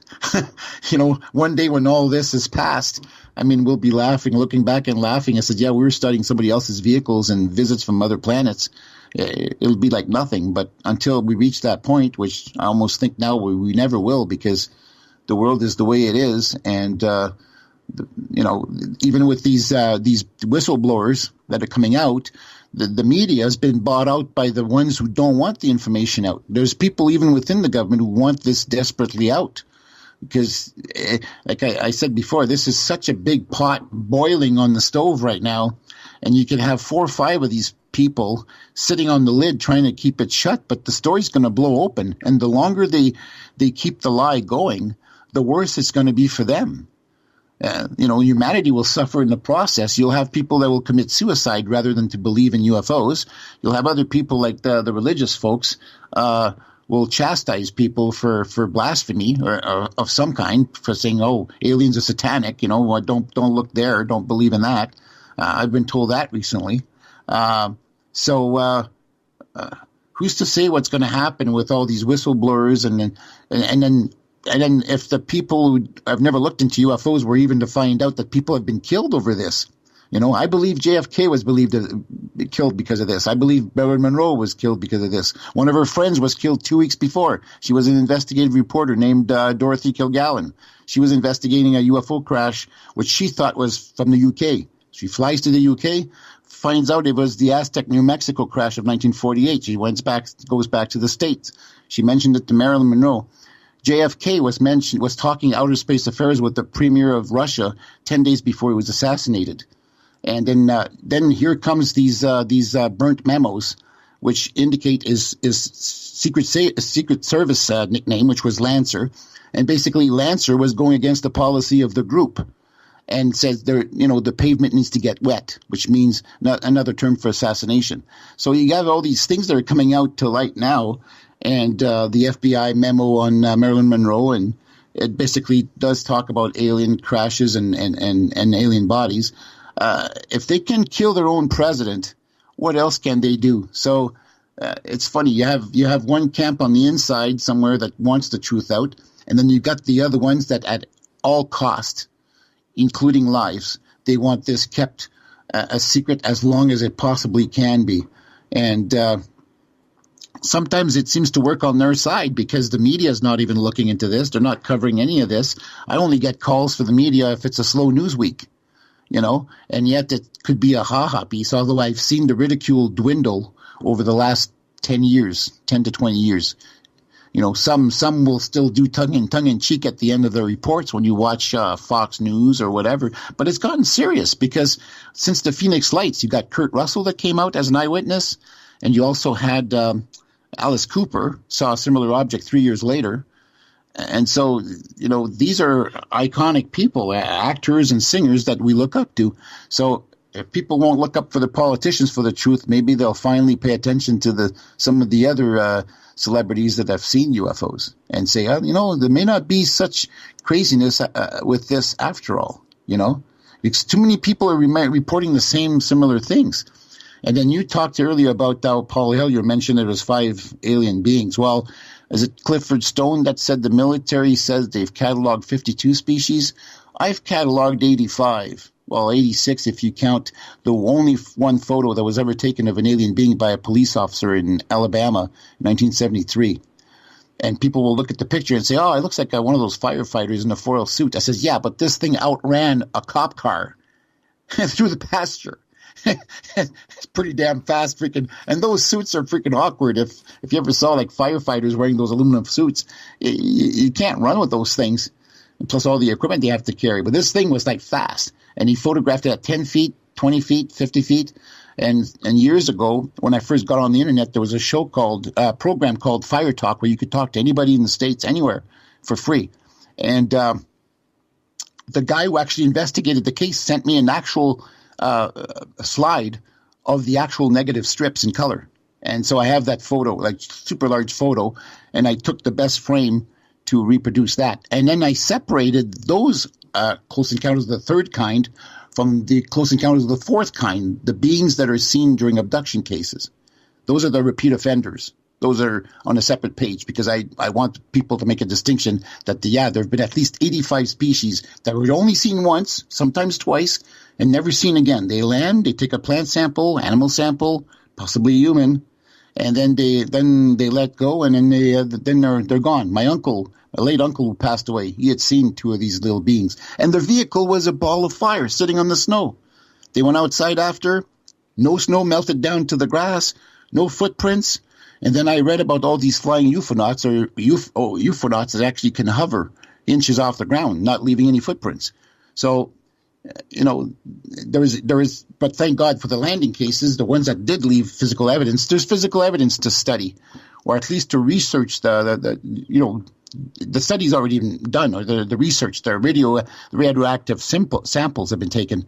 Just like at this landing site on Manitoulin there with my friend Keith Size, a retired Ontario Provincial Police officer who investigated this one landing case on Manitoulin. And I found this spread. This spread was in an old UFO journal from Canada. And this is dated in the late 80s. Or the early 80s, and I'd never seen this one. I had heard about it. I heard that there was at least 3 different types of landing sites on Manitoulin. One I investigated, and apparently I was the only civilian investigator on that one, although somebody claims that 2 military people came after I was on site. Right. And I'm not sure about that because the area is out of the way. It's like a quarter mile off the road, and you can't see the landing site next to the road. If it had been a hoax, I would have placed it right where it was visible for people to drive by. But this was on somebody's private property that they only checked once a week. Mm-hmm. I want to ask you in regards to some information that I was able to find out. Okay. And we're getting a little bit of feedback, so I'm going to get you to turn your speaker down just a little bit or move away from your microphone. But in regards to the Royal Canadian Mounted Police, I didn't realize until I found out this information that they play a much larger role in the field of ufology than what I originally knew or anticipated. And that is that every UFO that gets called in to the RCMP is literally put on a high priority level that has to be immediately shipped to headquarters in Ottawa, which is Canada's capital. Yeah. And then from there, it immediately gets shipped to NORAD at Cheyenne Mountain, Colorado. So we got about 4 minutes here before we got to go to break. And I'm wondering, in regards to Canadian UFOs, have you ever talked to RCMP officers who even like to take this type of duty when it comes to this? Because it does get very, very hasty very quickly when it comes to the military. Yeah, well, in regards to Mr. Size, Keith Size, he told me the story before. I'll be recording him in about a week or so. But it says here in the article that Mr. Size reported, it says, following police procedure, telephoned Canada Forces Base Falcon Bridge to report the incident. And then he received a call back from North Bay, and then from Dr. McNamara at the National Research Council in Ottawa. So there is a procedure for this stuff, which I didn't think. Well, Ontario provincial police are probably different than the regional police, but I'd have to talk to regional police officers, because a lot of them in the 70s were the initial eyewitnesses to some of the sightings here. And I also know one of them who's also retired, and I'm chasing after him right now to get the story on how they vectored on a UFO that was maneuvering between 3 sets of different streets where 3 cop cars were located. So in regards to that in the government, it's kind of neat that you see this stuff now, because otherwise you wouldn't know what the procedure would be for the police to report anything. And yet when I called the police, because initially I thought that's where the place to report them, they seemed to just give me the impression that they were just keeping me on the line to determine whether I was nuts or not. And then that's when I decided, well, where am I going to report the sighting after that? Because I knew it wasn't the police department. Right. You know? Well, so I actually talked to an officer about this, and I was actually quite surprised when I asked him about what the protocol was for UFOs, and instead of laughing at me, his response was in the air or on the ground. Wow. And then after him and I talked about that a few months later, I actually happened to run into an RCMP dispatcher who was stating, or who stated that his entire story was true, but that she added the caveat that the minute a UFO report comes in to 911 or to the non-emergency line, that they immediately have to place that file on the staff sergeant's desk, and immediately it goes as top priority outside of any other call that is happening at that time. Wow. So see, yeah, seems just like I relayed earlier about the urgency of how important this is. Like, I mean, it does. Well, maybe in modern day times we'd have to say that these sighting reports rate higher than the H-bomb, because we don't use H-bombs anymore. We use probably something even worse. But obviously there's a higher priority for these UFO reports, and it's funny that is not publicly known. Absolutely. Because people would regard this and say, okay, well, there's got to be truth to this then, because if the police are taken seriously, that's one of the reasons why I even bought this one book that nobody would thought, I guess any civilians would buy, and it cost me almost like $400 or $500. And it's an American book. You know what, Michel? I'm going to get you to wait on that, because we will take that after the break here at the top of the hour. Michel Deschamps is our guest tonight on Spaced Out Radio. He is a UFO researcher out of the east coast of Canada, and we're going to get more into UFOs with Michel. His website, Newfors.com. That's NOUFORS.com. If you want to check him out, I suggest you do. We'll be back with hour number 3 right after this.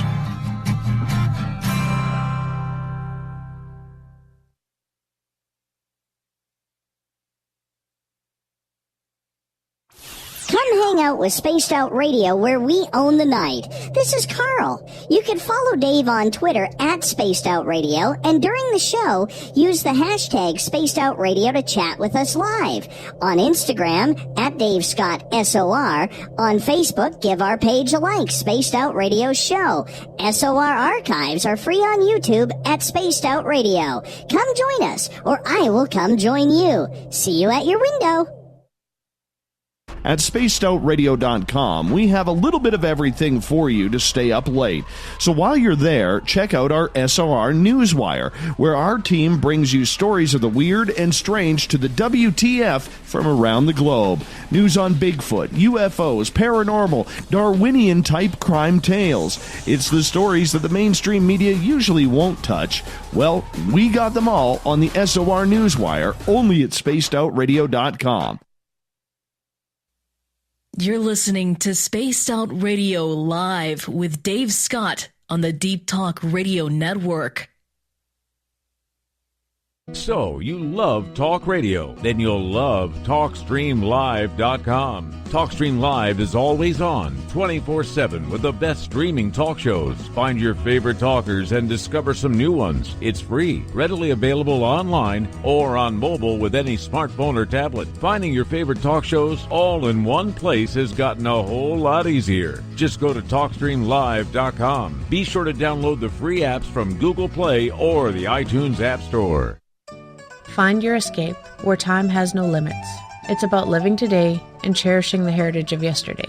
A spirit of adventure for what is new, with the nostalgia of the past. Your timepiece is a reflection of who you are.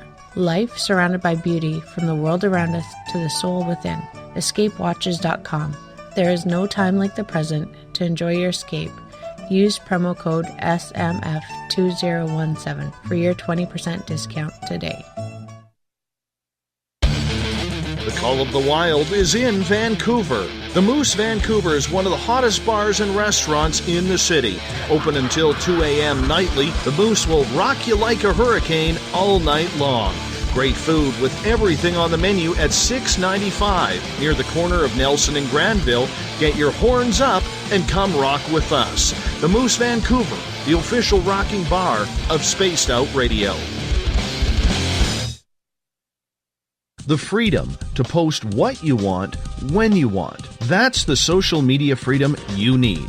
Social Media Freedom is the free app in your app store. No need to worry about going to jail or being shadow banned any longer. It's the freedom to say what you feel. The freedom to know Big Brother isn't watching. It's the way social media is supposed to be. Social Media Freedom. It's time to set yourself free. Download from your app store today. Hi, George Norrie here. Are you ready for UFO MegaCon, the immersion event? 7 days, 8 nights, 50 new speakers, UFO military witnesses, experiencer groups, skywatches, and so much more. Join me at UFO MegaCon, March 24th through the 30th in Laughlin, Nevada. Truly the one and only new information conference of the year. Now check it out at UFOMegaCon.com. That's UFOMegaCon.com. Get your horns up with me on Spaced Out Radio. This is Ron Bumblefoot Thaw. Come tune in to SOR where you can hear me rock out with Little Brother Is Watching, the official theme song of Spaced Out Radio.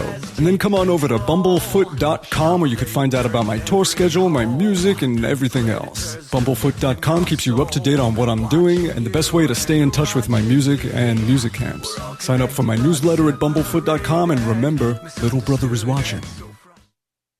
You know, it's hard being the bad man of ufology, but that's just the way that I like it. This is Chris George Zuger, and I'll be hanging out with Dave Scott and SOR scientist Chris Cogswell for Reality Paranormal, the second Wednesday of every month. And our job is to break it down and come to conclusions as to what is really going on in the supernatural world. I'd love for you to join us right here on Spaced Out Radio. We are getting ready to relaunch the SOR Space Travelers Club at spacedoutradio.com. For $5 a month, you can join us for a plethora of features found nowhere else. Hang out in a private chat room during the show and after party. You can check out some exclusive content and a store specifically for you, as well as a private listener forum where you can post your thoughts, stories, and pictures. The SOR Space Travelers Club, coming soon to spacedoutradio.com. Visit purpleplates.com today. For over 40 years, the Purple Energy Plates have been delivering amazing results for their many customers. Inspired by the great genius Nikola Tesla, the harmony, healing, and energetic effects of the plates have proven over and over to be beneficial and often miraculous to thousands of customers. Check their site for daily specials and choose from their many energy products. You won't be sorry. Visit them today at purpleplates.com.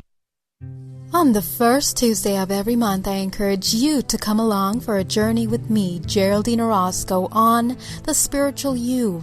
Together, we will take a look at how to access the highest expression of yourself and change your life. Consciousness, ET contact, health, and wellness, we can talk about it all. So come along for a spiritual ride with me, Geraldine Orozco, on The Spiritual You, only on Spaced Out Radio. Hey, this is Canadian paranormal investigator Mike Moore. The third Wednesday of every month, I'll be teaming up with Dave Scott to bring you Ghosts of the Great White North. Each month, we will bring on guests from across Canada to discuss their ghostly encounters. Canada is a paranormal hotbed with stories you've never heard, so we're going to bring them to you. So get comfy on your Chesterfield, grab a donut, and join us, eh?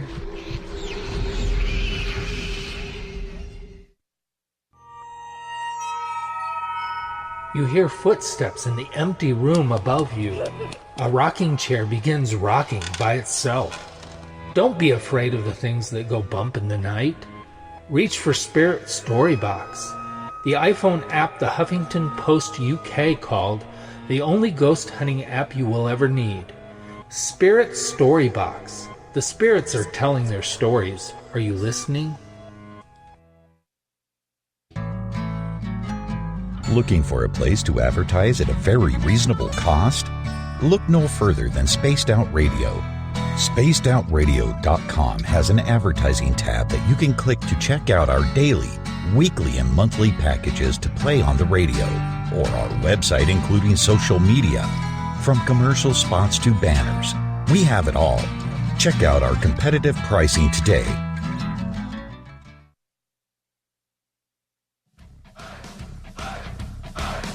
Would you like to connect with us? Head to spacedoutradio.com for all your latest show info. Now, back to Dave Scott and SOR. Welcome back to the third and final hour of Spaced Out Radio. Tonight, I am your host, Dave Scott. Thank you so much for being with us. Tomorrow night on the show, we head towards the Russian mountains. We are talking the Dyatlov Pass mystery. What happened in the 1950s where 11 hikers lost their lives? Teddy Hadiyiska is going to join us at 9:06 Pacific, 12:06 a.m. Eastern at spacedoutradio.com. We welcome back everyone listening in on our terrestrial affiliates, KDUN, AM 1030 in Reedsport, Oregon, KZFX 93.7 FM in Ridgecrest, California, WQEE 99.1 FM in Noonan, Georgia, and UPRN 107.7 FM in New Orleans. On the digital side, hi to everyone listening in on Deep Talk Radio and Revolution Radio. Good to have you with us. Don't forget, you can check out our archives at youtube.com/Spaced Out Radio. Just do me a favor, hit that subscribe button. The Desert Clam has set the password for tonight in the SOR Space Travelers Club. Spaghettification. Spaghettification is your password. Make sure you use it wisely, Space Travelers, as the Clam sets the password each and every night right here on the mighty SOR. Our website is spacedoutradio.com, where we have a plethora of features for you. You can rock out to Bumblefoot, go shopping at our Spaced Out Radio store. It's a great way to support what we do, and read up on Captain Shirk's SOR Newswire and so much more. For the final time tonight, we introduce Michel Deschamps. He is the lead investigator for his website, newforce.com, a Canadian UFO website. You want to check it on out. Now, right before the break, you were mentioning about a book on UFOs that you think everybody should read. Yeah, well, that book there is almost as big as the other book I was about to mention, but UFOs and Government and a Historical Inquiry. It was written by PhD Michael Swords and Robert Powell, and it also has a lot of contributors. It's got Bill Chalker of Australia, Barry Greenwood of the United States, Jan Aldrich, who's from Project 1947 in the States, and Klaas Svahn from Sweden, and Vicente Juan Ballester Olmos. I think he's from, I'm not sure exactly where he's from, but they're all good contributors. And like I said, this is a pretty big book, and it's a good, it's almost like Ufology 101, because it's from the moment the flying saucers came into being, and then how the military was handling it and who they could pass it off to, because some of them just wanted to wash their hands from it, and they looked into the ghost rockets of Sweden in 1946, and then the Foo Fighter reports were coming in, and very interesting book, lots of reading, and it's like I said, it's based on all the accumulated documents that were released either due to a lawsuit or whatever has been posted years later on the FBI website, the CIA website, the DIA, I'm not so sure. But the other book that I got, which is kind of out of the ordinary because It's entitled Fire Officer's Guide to Disaster Control, and that's the actual training manual for the firefighters in the States. I don't know if it's all 50 states or just a few of them, and it's written by William M. Kramer, Ph.D., and Charles Baum. And the funny thing is about this book, Chapter 13, Enemy Attack and UFO Potential. Basically saying that firefighters would be called in if a UFO were to crash. Who would be first on the scene? Well, initially it would be the firefighters, but nowadays, with whatever radar system the military has, they'd be on site before any civilians could get there, no matter where of course, depending, of course, if the UFO crashes right in the middle of the woods somewhere in the Great North, and there's no access roads, well, then that's a different story. But they want to get there first before any civilians get access, and the firefighters would be initially there, but then eventually they would be told to move away, and then there would be a national security issue. It's the cloak, it's the cover that the all-encompassing cover that they would put now on anything like that. Oh, national security. So that's why there's a clampdown right away on this kind of stuff, and that's why I have my doubts that even Chris Witkowski, even if he was appointed the receivership guy from anything from the DOD, I still don't think he gets all the juicy cases, like if there were to be crash retrieval cases or something to do with radar trackings. I don't even know if he's gotten any of those, but those are the kinds of things that actually would prove once and for all the reality of these things by the radar trackings indicating that they can do like right angle turns at 10,000 miles an hour without even causing anything, no turbulences or whatever. I mean, how many planes have been buffeted by these things and there's no turbulence whatsoever? But yet they have an electromagnetic byproduct where they have knocked planes out of the sky. When they had the shoot them down order in 1952, they had to rescind the order because they lost so many pilots. And I wonder if the pilots have training manuals. I know I have this old publication called How to Identify a Flying Object. And they would have like different schematics. But the funny thing is, on the cover, it would be somebody holding a trash can cover, because in the 50s, it was one of the favorite things to use as a hoax or to fake a picture would be just to toss a trash can cover like a Frisbee and take a picture of it. So, but books like this indicates that there's some serious attention being brought to UFOs, which is kind of funny, because then in the eyes of the media, they're not being told this. They're made to ridicule the whole thing, and they won't touch the story with a 10-foot pole unless it's a slow news week.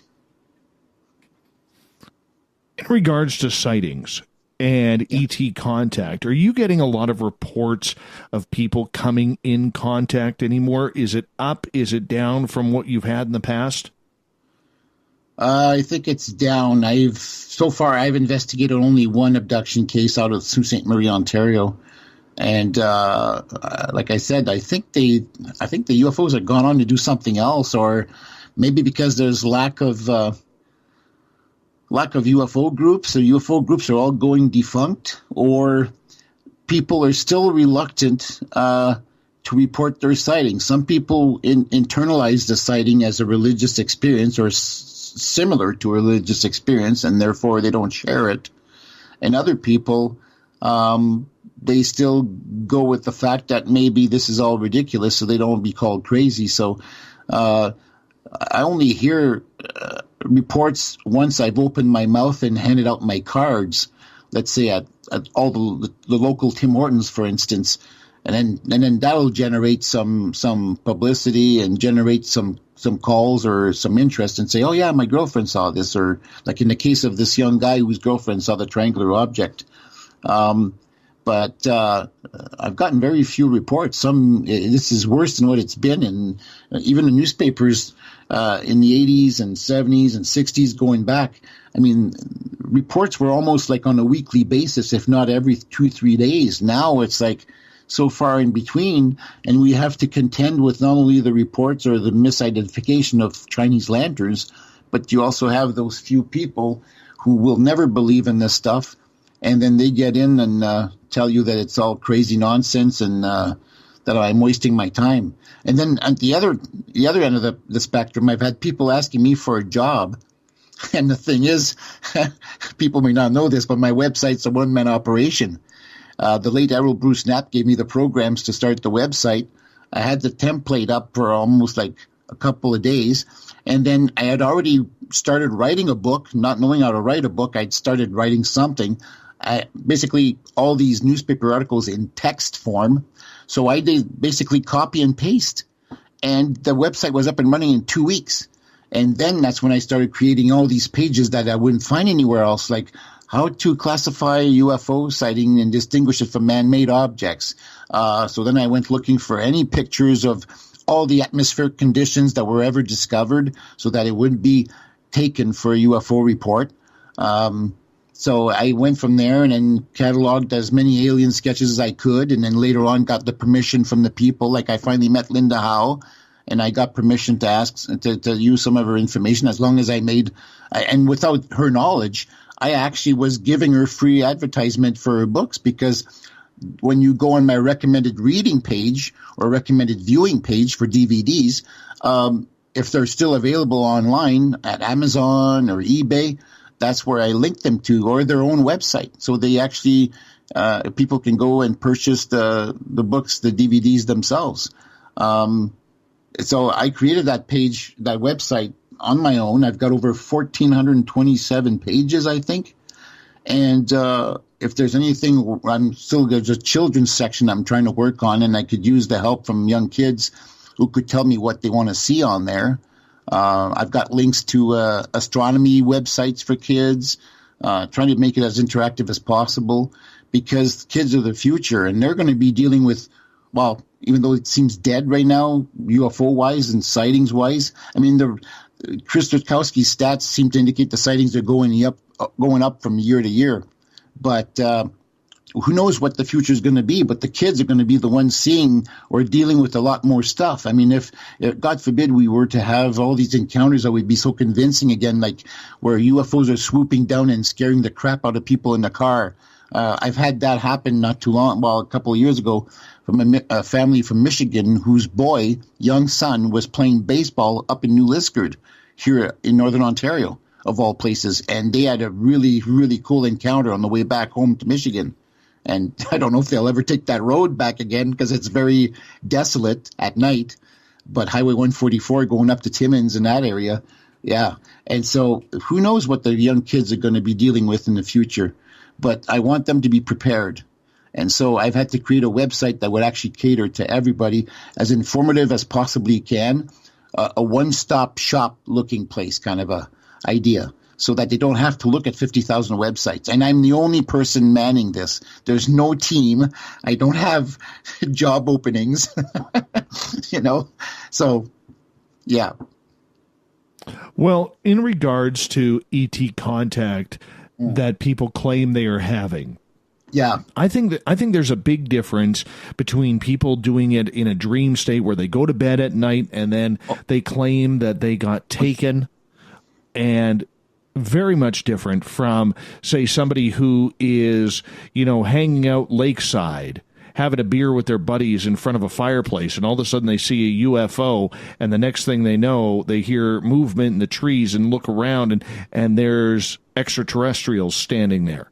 To me, that's a big difference, a very big difference in the type of contact. So when you have that, what I like to call awakened contact rather than the dream state contact, how often in your assessment is that actually happening? I think it's happening a lot more than people having the experience while they're sleeping. There's too many cases where people are driving their car.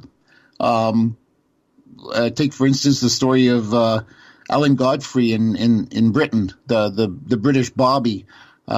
He had an encounter while driving his car and investigating some disappearances of cows. And after his abduction, which he later found out, I mean, here he is like 100 feet further down the road driving his car again. Betty and Barney Hill, same situation too. When they were abducted in 1961, they heard a series of beeping sounds. They black out. 2 hours later, beeping sounds come back. They reawaken, but they're driving their car. and they got home like 2 hours later than they should have been. And I heard many cases like that. Even the case I investigated out of Sault Ste. Marie, the mother, who was a registered nurse, she's probably passed on by now, her ex-husband was out in Maple Ridge, British Columbia. And they've had a time where they actually were coming back from the University of British Columbia, where the youngest daughter was actually an extra on the TV show 21 Jump Street. And as they were heading home, the daughter noticed a UFO above the car, and she says, Mom, drive, Mom, drive. And so they get to almost to Maple Ridge. They get at a stoplight. They black out. Then the next thing they remember is pulling into the driveway, and her ex-husband saying, where the hell have you been for the last couple of hours? So there's more stories like that, and that's where the media slips and drops the ball. They think it's sleep paralysis. They sleep they've had all kinds of different explanations and theories for that. And there's too many things happening that are not that. They're not sleep paralysis. People are out and about when it's happening. There's sometimes mass abductions where you could have 7 people or 6 people get abducted. Actually, you got 7 people walking together. This was one case that was reviewed on a TV show called Sightings back in the early 90s. Where the 6 people, the one person went ahead to get hot chocolate ready for the rest of the gang, and the 6 people get abducted.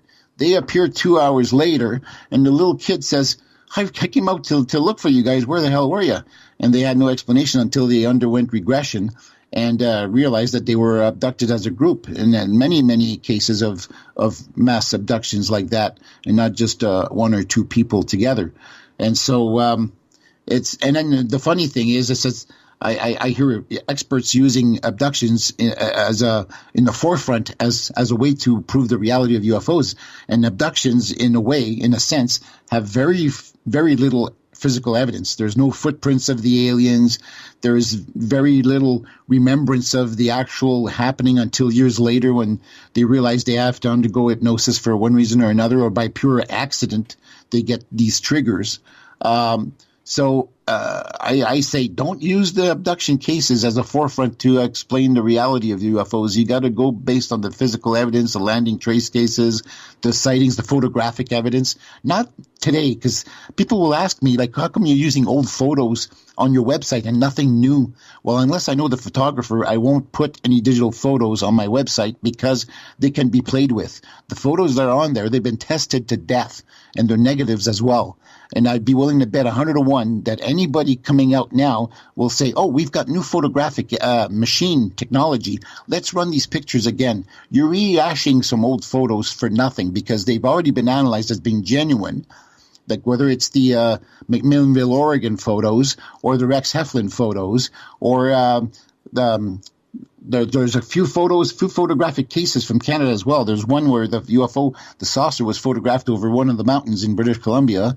There's also a case in Calgary, Alberta, in 1967, where a nice photographic evidence, and the one guy went after an object that was seemingly dropped from the main UFO.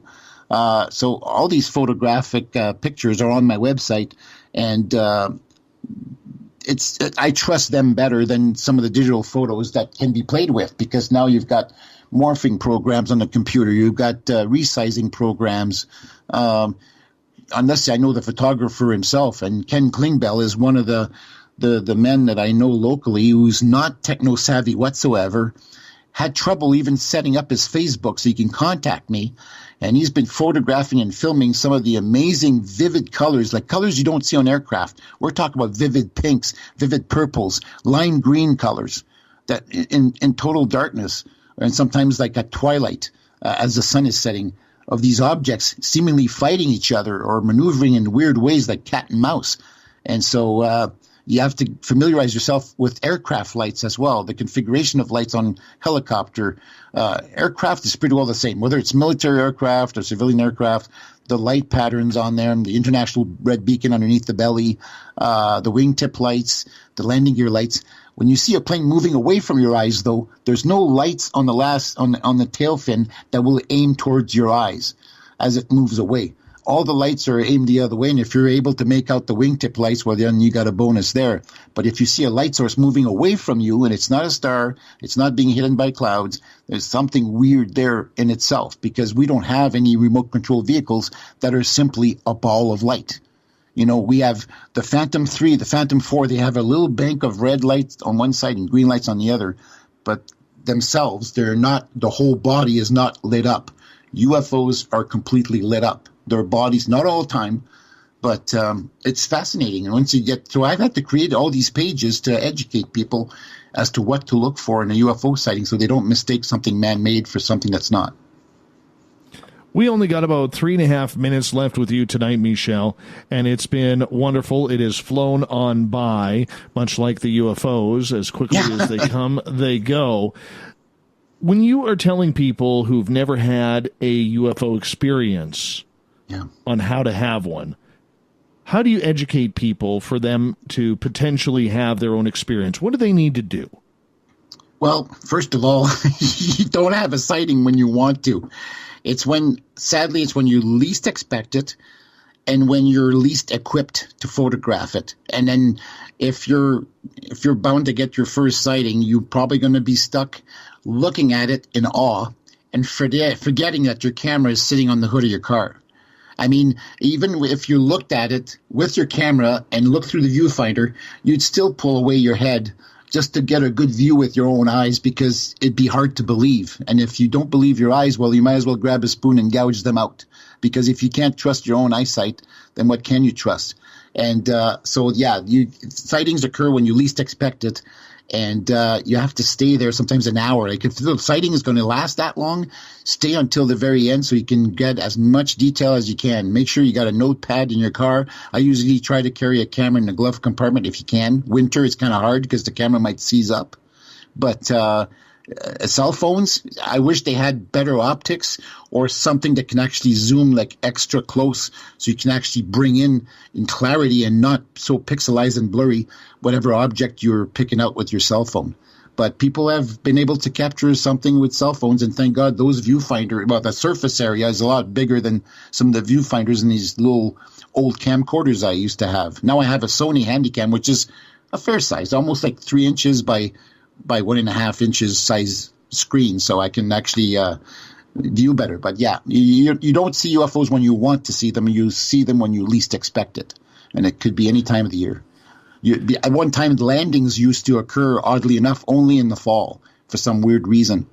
The Michelak case took place in May, so like I said, maybe any time of the year. Well, I mean, that's a big thing, is people have to spend the time outside. And not watch sports. Otherwise, you're not going to see too much. You're just not going to see too much. It's like the people at SETI. They say there's no reality to this, and yet they're just looking at computer screens with spikes to see if the radio signals are picking up something. I mean, good God. And then when they do go outside, like Jill Tarter did flying with her husband, I guess, in a plane, she couldn't identify. She thought she was looking at a UFO, and it was the moon peering out from behind clouds. An astronomer not even being able to identify the moon behind clouds. What's wrong with that? Go outside more instead of spending.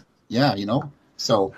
Yeah. Michel, we got less than a minute here to go with you. And my friend, I want to get into how people can get a hold of you, how they can report sightings to you, and where they can find more of your research. Well, they can simply go to the website, which is www.newforce.com. And New Force, if you didn't say it before, although it encompasses a lot more than that, it stands for Northern, it's the first letter of each word, Northern Ontario UFO Research and Study. And my phone number is listed there. I have no bones about that. I used to have my phone tapped back in the early 90s, but I don't care. I'm at a point where I'm just ticked off at the secrecy. And like I said before, I think sometimes, in some cases, copyright is synonymous with censorship. And so if you want to bring people on the same page, don't hide your information. Make it available. But I see all these sites that are going down, and the information is disappearing too fast for me to even grab it before it goes. And I don't just grab something without listing the source. I list the source because it's a protection that way, Thank you so much for coming on Spaced Out Radio tonight, Michel. We'll bring you back on very, very soon. Coming up next, we have the SOR Newswire and the Thought of the Day. Stay tuned as we take you home.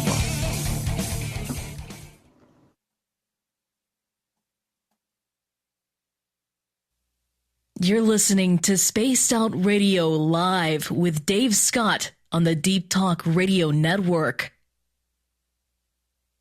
Visit purpleplates.com today. For over 40 years, the Purple Energy Plates have been delivering amazing results for their many customers. Inspired by the great genius Nikola Tesla, the harmony, healing, and energetic effects of the plates have proven over and over to be beneficial and often miraculous to thousands of customers.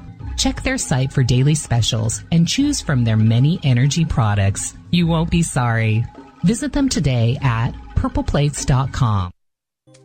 We're bringing scientific thought to the paranormal. Hi there, this is Spaced Out Radio scientist Chris Cogswell. Join me, Chris Zuger, and Dave Scott the second Wednesday of every month, where we break down the who from the woo when it comes to everything paranormal. We'll investigate and try to bring sensible answers to those straight and sometimes outlandish questions people have. Hey, not everything has an answer, but we'll do our best. Listen in to Reality Paranormal only on Spaced Out Radio. Hello, this is your guitar man, Ron Bumblefoot Thal, and I have to tell you, I love the response I get for Little Brother is Watching from Spaced Out Radio fans. It's amazing how music can inspire and make people think deeper about what's going on in the supernatural world.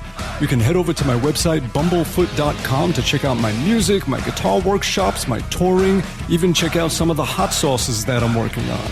And make sure you keep on listening, because with Spaced Out Radio, you know Little Brother is watching.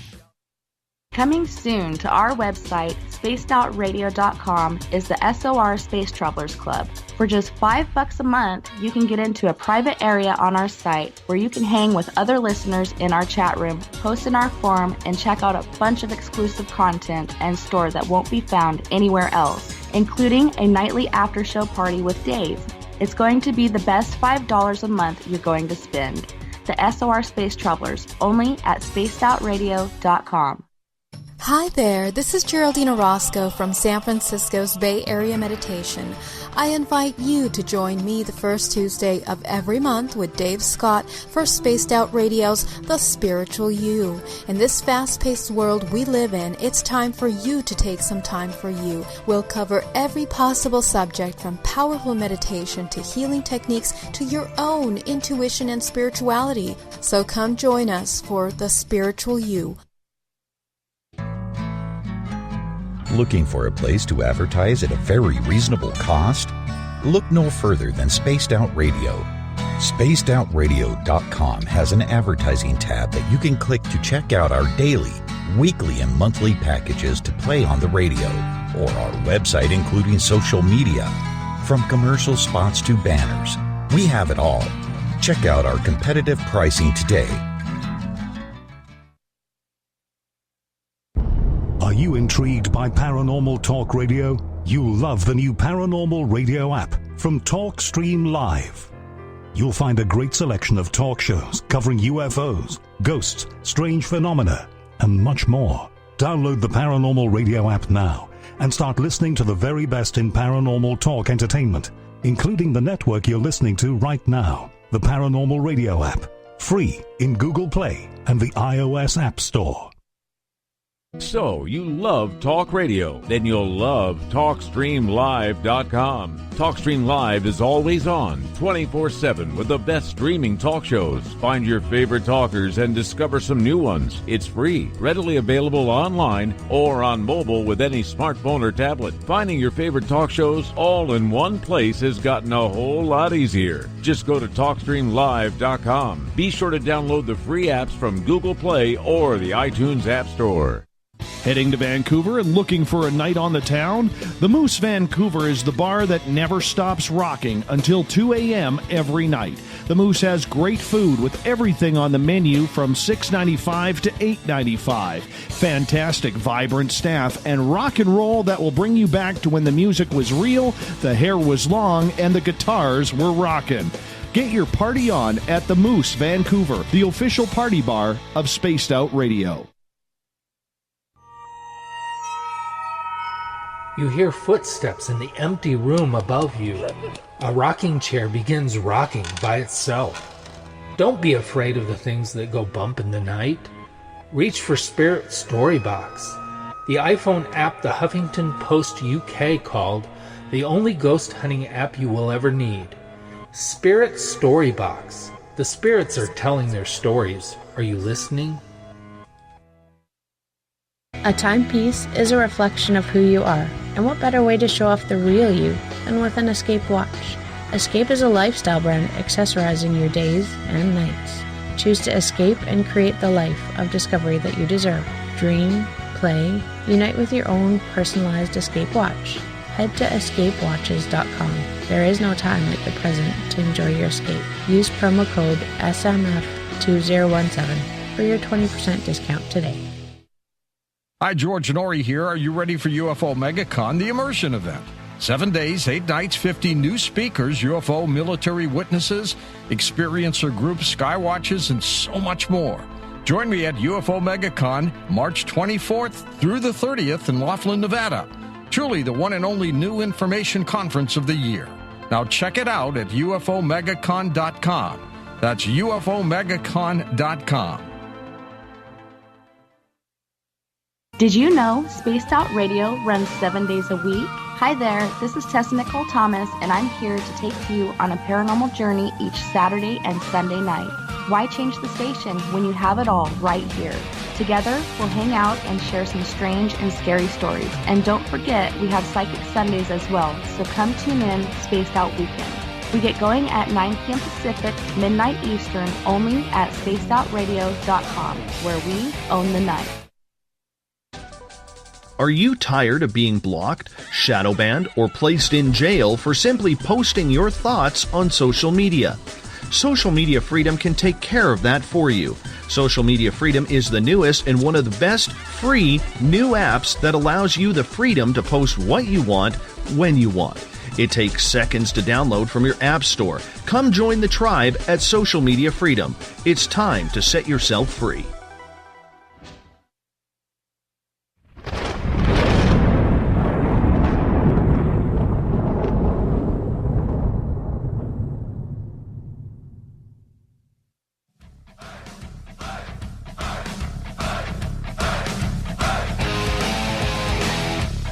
We are rounding third and heading for home tonight on Spaced Out Radio.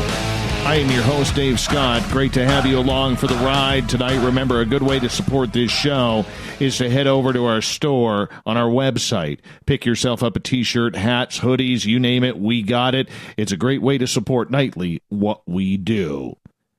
We're going to get to the news, the weird, the wacky, the WTF, and sometimes even breaking on the SOR Newswire, brought to you by Paranoia Magazine.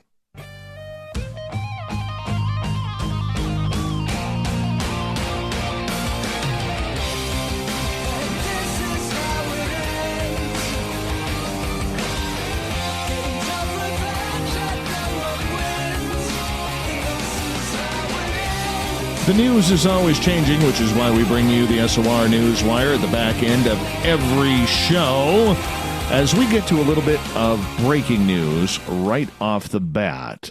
So, last weekend, there was a paranormal conference.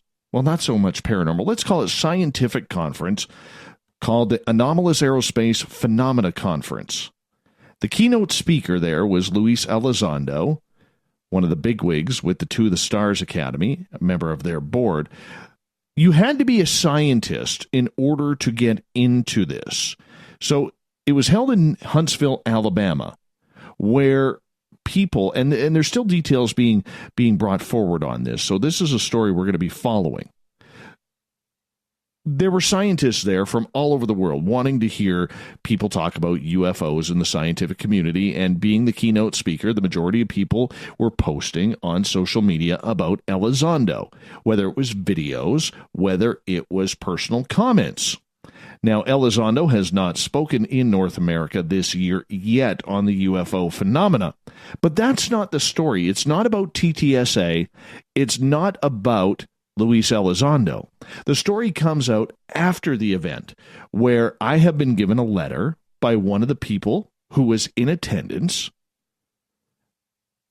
that was tweeting about what was said. And they were asked to remove all tweets, whether they had videos or audio, and potentially anything coming out of that conference. It was a line of censorship that caught a few people off guard, since there was no confidentiality agreements for anybody who was a ticket holder and allowed into the event. And nowhere was it posted at the conference that one could not use their personal social media to discuss this event. One person on Twitter posted they were contacted, asked to delete everything from social media. Not joking, they pitched a fit about social media posts after the fact. This person then deleted all of their posts, saying they didn't want to be caught up in drama. Another confirmed the story, and I have been talking with this person this evening, and we'll talk with them on the phone on Saturday, said those of us who went didn't want to end up on the bad side of these guys. So we have put out a request to talk to some of these conference organizers in regards to this, because we do have to get to that side of the story as well. That is only fair. But there are strong words if they are asking attendees to remove posts which include quotes from speakers from their personal social media pages. One also has to wonder what it means to not get on the bad side of these guys. Now, a lot of conferences out there, they don't want you filming. Okay, they don't want you recording it, putting it on social media, because what they do is they have their own camera team set up that they will then sell the video footage on their website to raise extra money for this and for the event. So it's not the point of getting upset that these people couldn't videotape it or asking these people to take down their videos. That's not the story. But the way they were making a couple people feel is that they shouldn't have been tweeting at all, therefore holding on to the message. So we're going to follow up with this story. It's a very big story because, once again, it involves the biggest name in ufology right now, Lou Elizondo, who everybody there wanted to see. It involves UFOs, that a bunch of scientists were huddled into a conference room talking UFOs.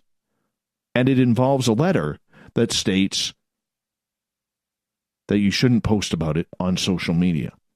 Why not? Technically, even though it's a private affair, it's still a public event. We'll follow up with this story.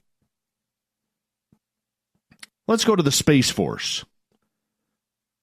United States Acting Defense Secretary Patrick Shanahan said, the United States needs a Space Force to maintain the nation's dominance in space and protect the systems a military and country could depend on. Really?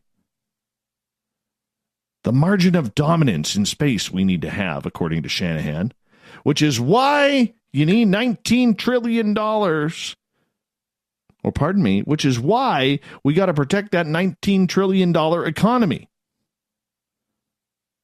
So it is about weaponizing space, is it? It's kind of what it sounds like.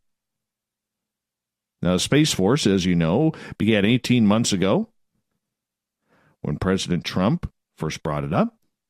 And now he has hastened legislative process ordering the Defense Department to establish a Space Force as the sixth branch of the military.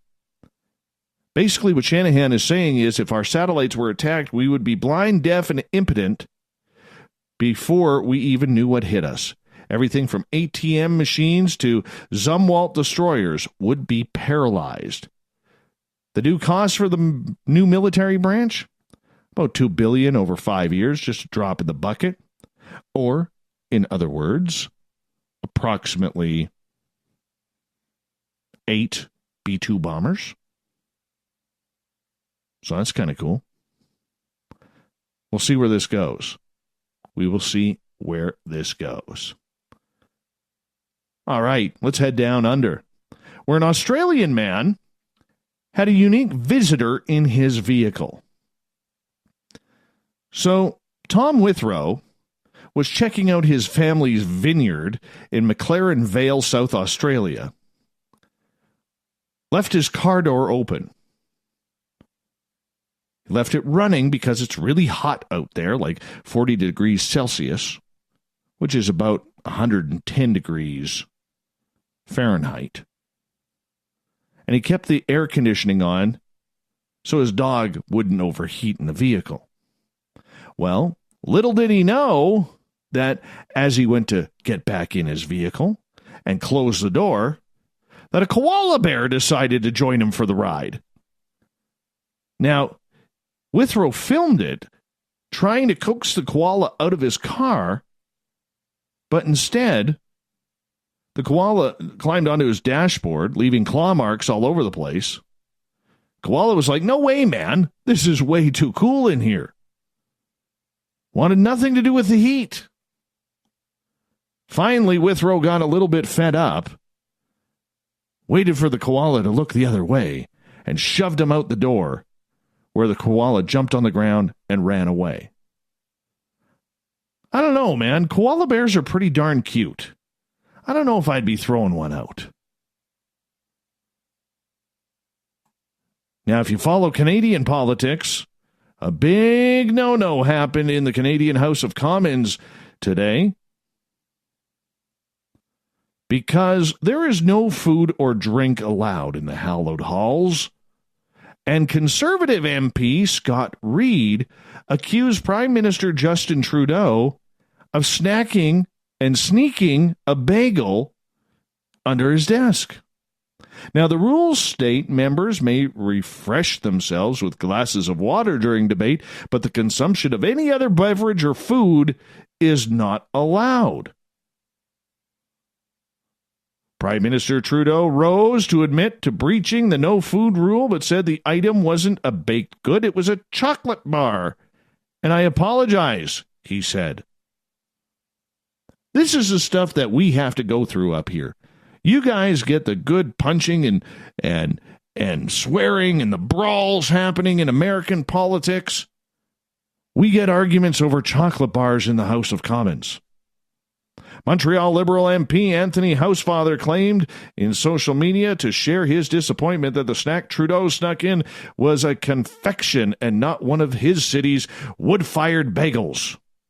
Says, as a fellow Montrealer, I am sure you share my disappointment that it was not a bagel. My goodness. The oddball moment happened in the first hour of marathon voting session after the government defeated a Conservative motion asking the Prime Minister to waive any remaining solicitor-client privilege due to a very, very scandalous case up here. But the big news was the chocolate bar. No allowing chocolate bars in the House of Commons.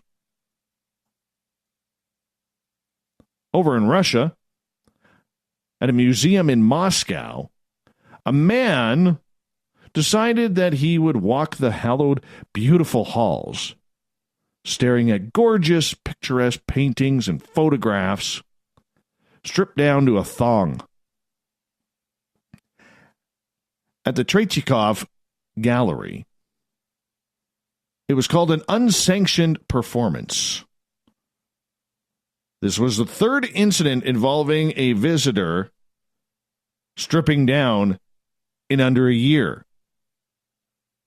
Now, here I'm thinking, if I'm going to a museum where there are pieces of art that are just gorgeous, historic, from a time before, famous paintings from painters that we can only see their work, but never would have met the human.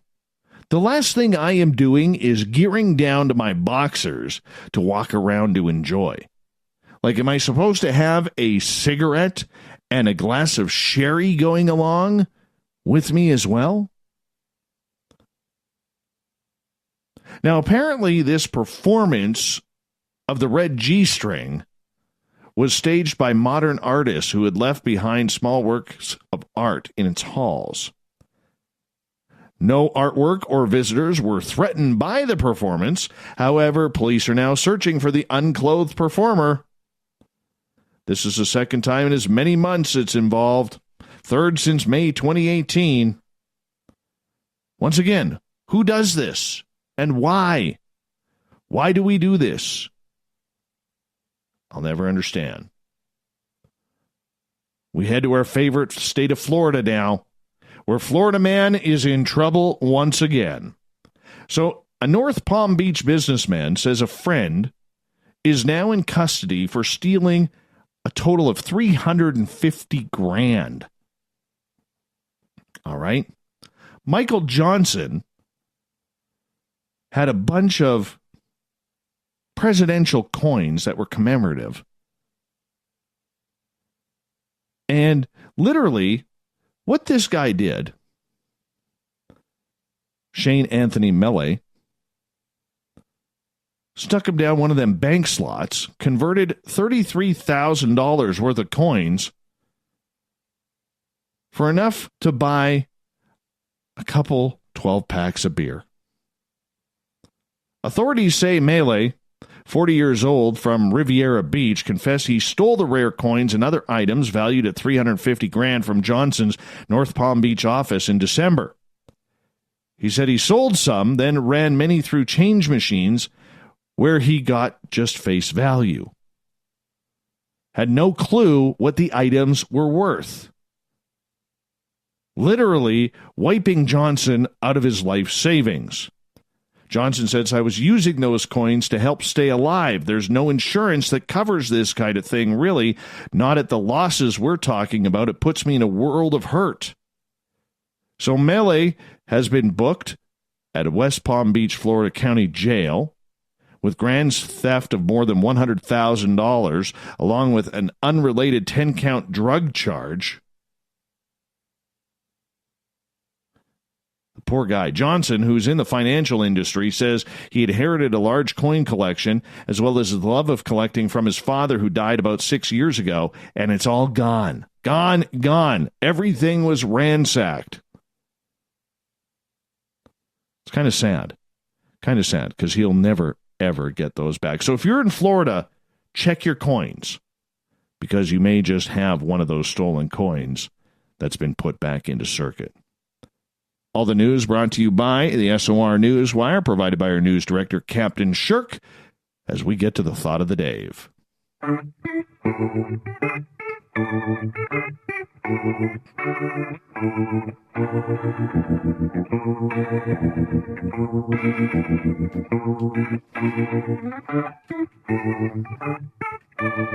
Thought of the Day happens every night at this time, where we ask a question on our Facebook and Twitter pages, then read your responses on the air, because we love the audience participation around here. So today's Thought of the Day is as follows. Considering we were supposed to have a cryptid show tonight, what do we need to be doing to prove the existence of cryptids? Debbie says we need research. We need to collect data, surveys, cams. Many things go into it. Kelly says more research, researchers, equipment, more people just getting out there looking. Marty says science needs to be more open-minded about what possibly is out there. Shar may be filing Freedom of Information requests to government labs to see what they have. Mona jumps in, Mona Radler from Revolution Radio, good friend of this show.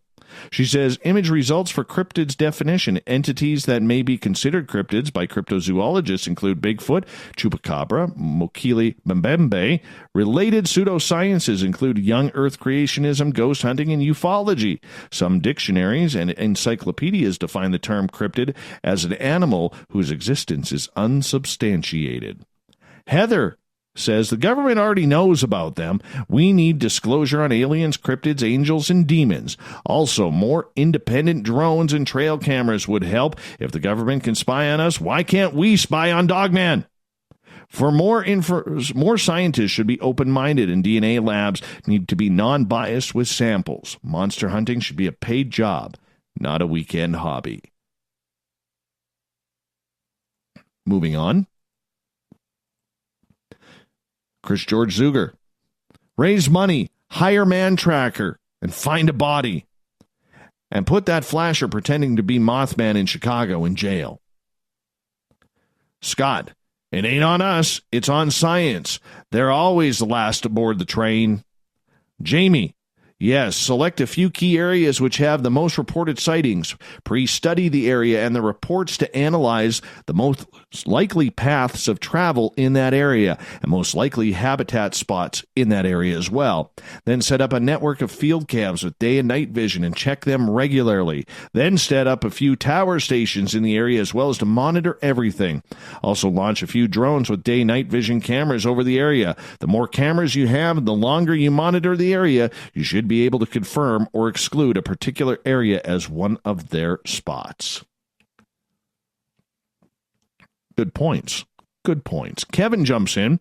Turn all the traffic cameras around so they are pointing into the woods and reward police departments for cryptid pictures and captures. Yes. Fantastic idea. Absolutely fantastic. Catherine jumps in. Well, I'll be the one to state it. Others won't. We need a dead body.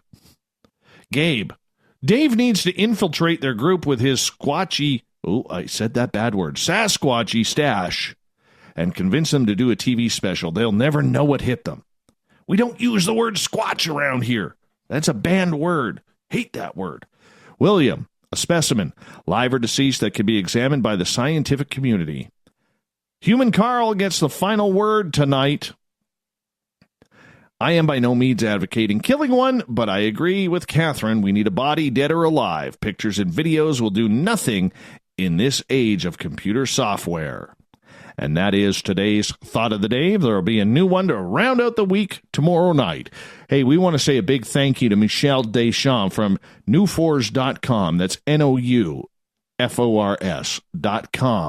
for coming on in and talking some UFO stories with us tonight. We really appreciate him jumping on in at the last minute. What a fun time that was tonight.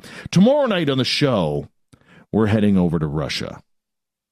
Yes, if you haven't heard the story of the Dyatlov Pass, if you're new to this show and you're wondering what it's all about, we're going to tell you all about the Devil's Pass tomorrow night. We're going back to the 50s, where 9 hikers were killed. Stay tuned at 9:06 Pacific, 12:06 a.m. Eastern at spacedoutradio.com. We got Mr. Ron Bumblefoot THAL rocking in the background with Little Brother is Watching. Bumblefoot is the official music of Spaced Out Radio, rocking us in and out of every single show. Get your horns up for the guitar god himself. A big thank you to everybody listening in at home, at work, in your cars, in our chat rooms, especially the SOR Space Travelers Club on Facebook tonight, on Twitter at hashtag Spaced Out Radio, wherever you may be. Remember, this show is copyright by Spaced Out Radio and SOR Media Ventures Limited. Thank you so much for telling your friends and doing your part to make us bigger and better every single night. Because together, my friends, say it with me, we own the night. I will talk to you in 21 hours from now. Mr. Bumblefoot, we need a favor. We need you to take us home. Have a good night. I will talk to you tomorrow. See ya.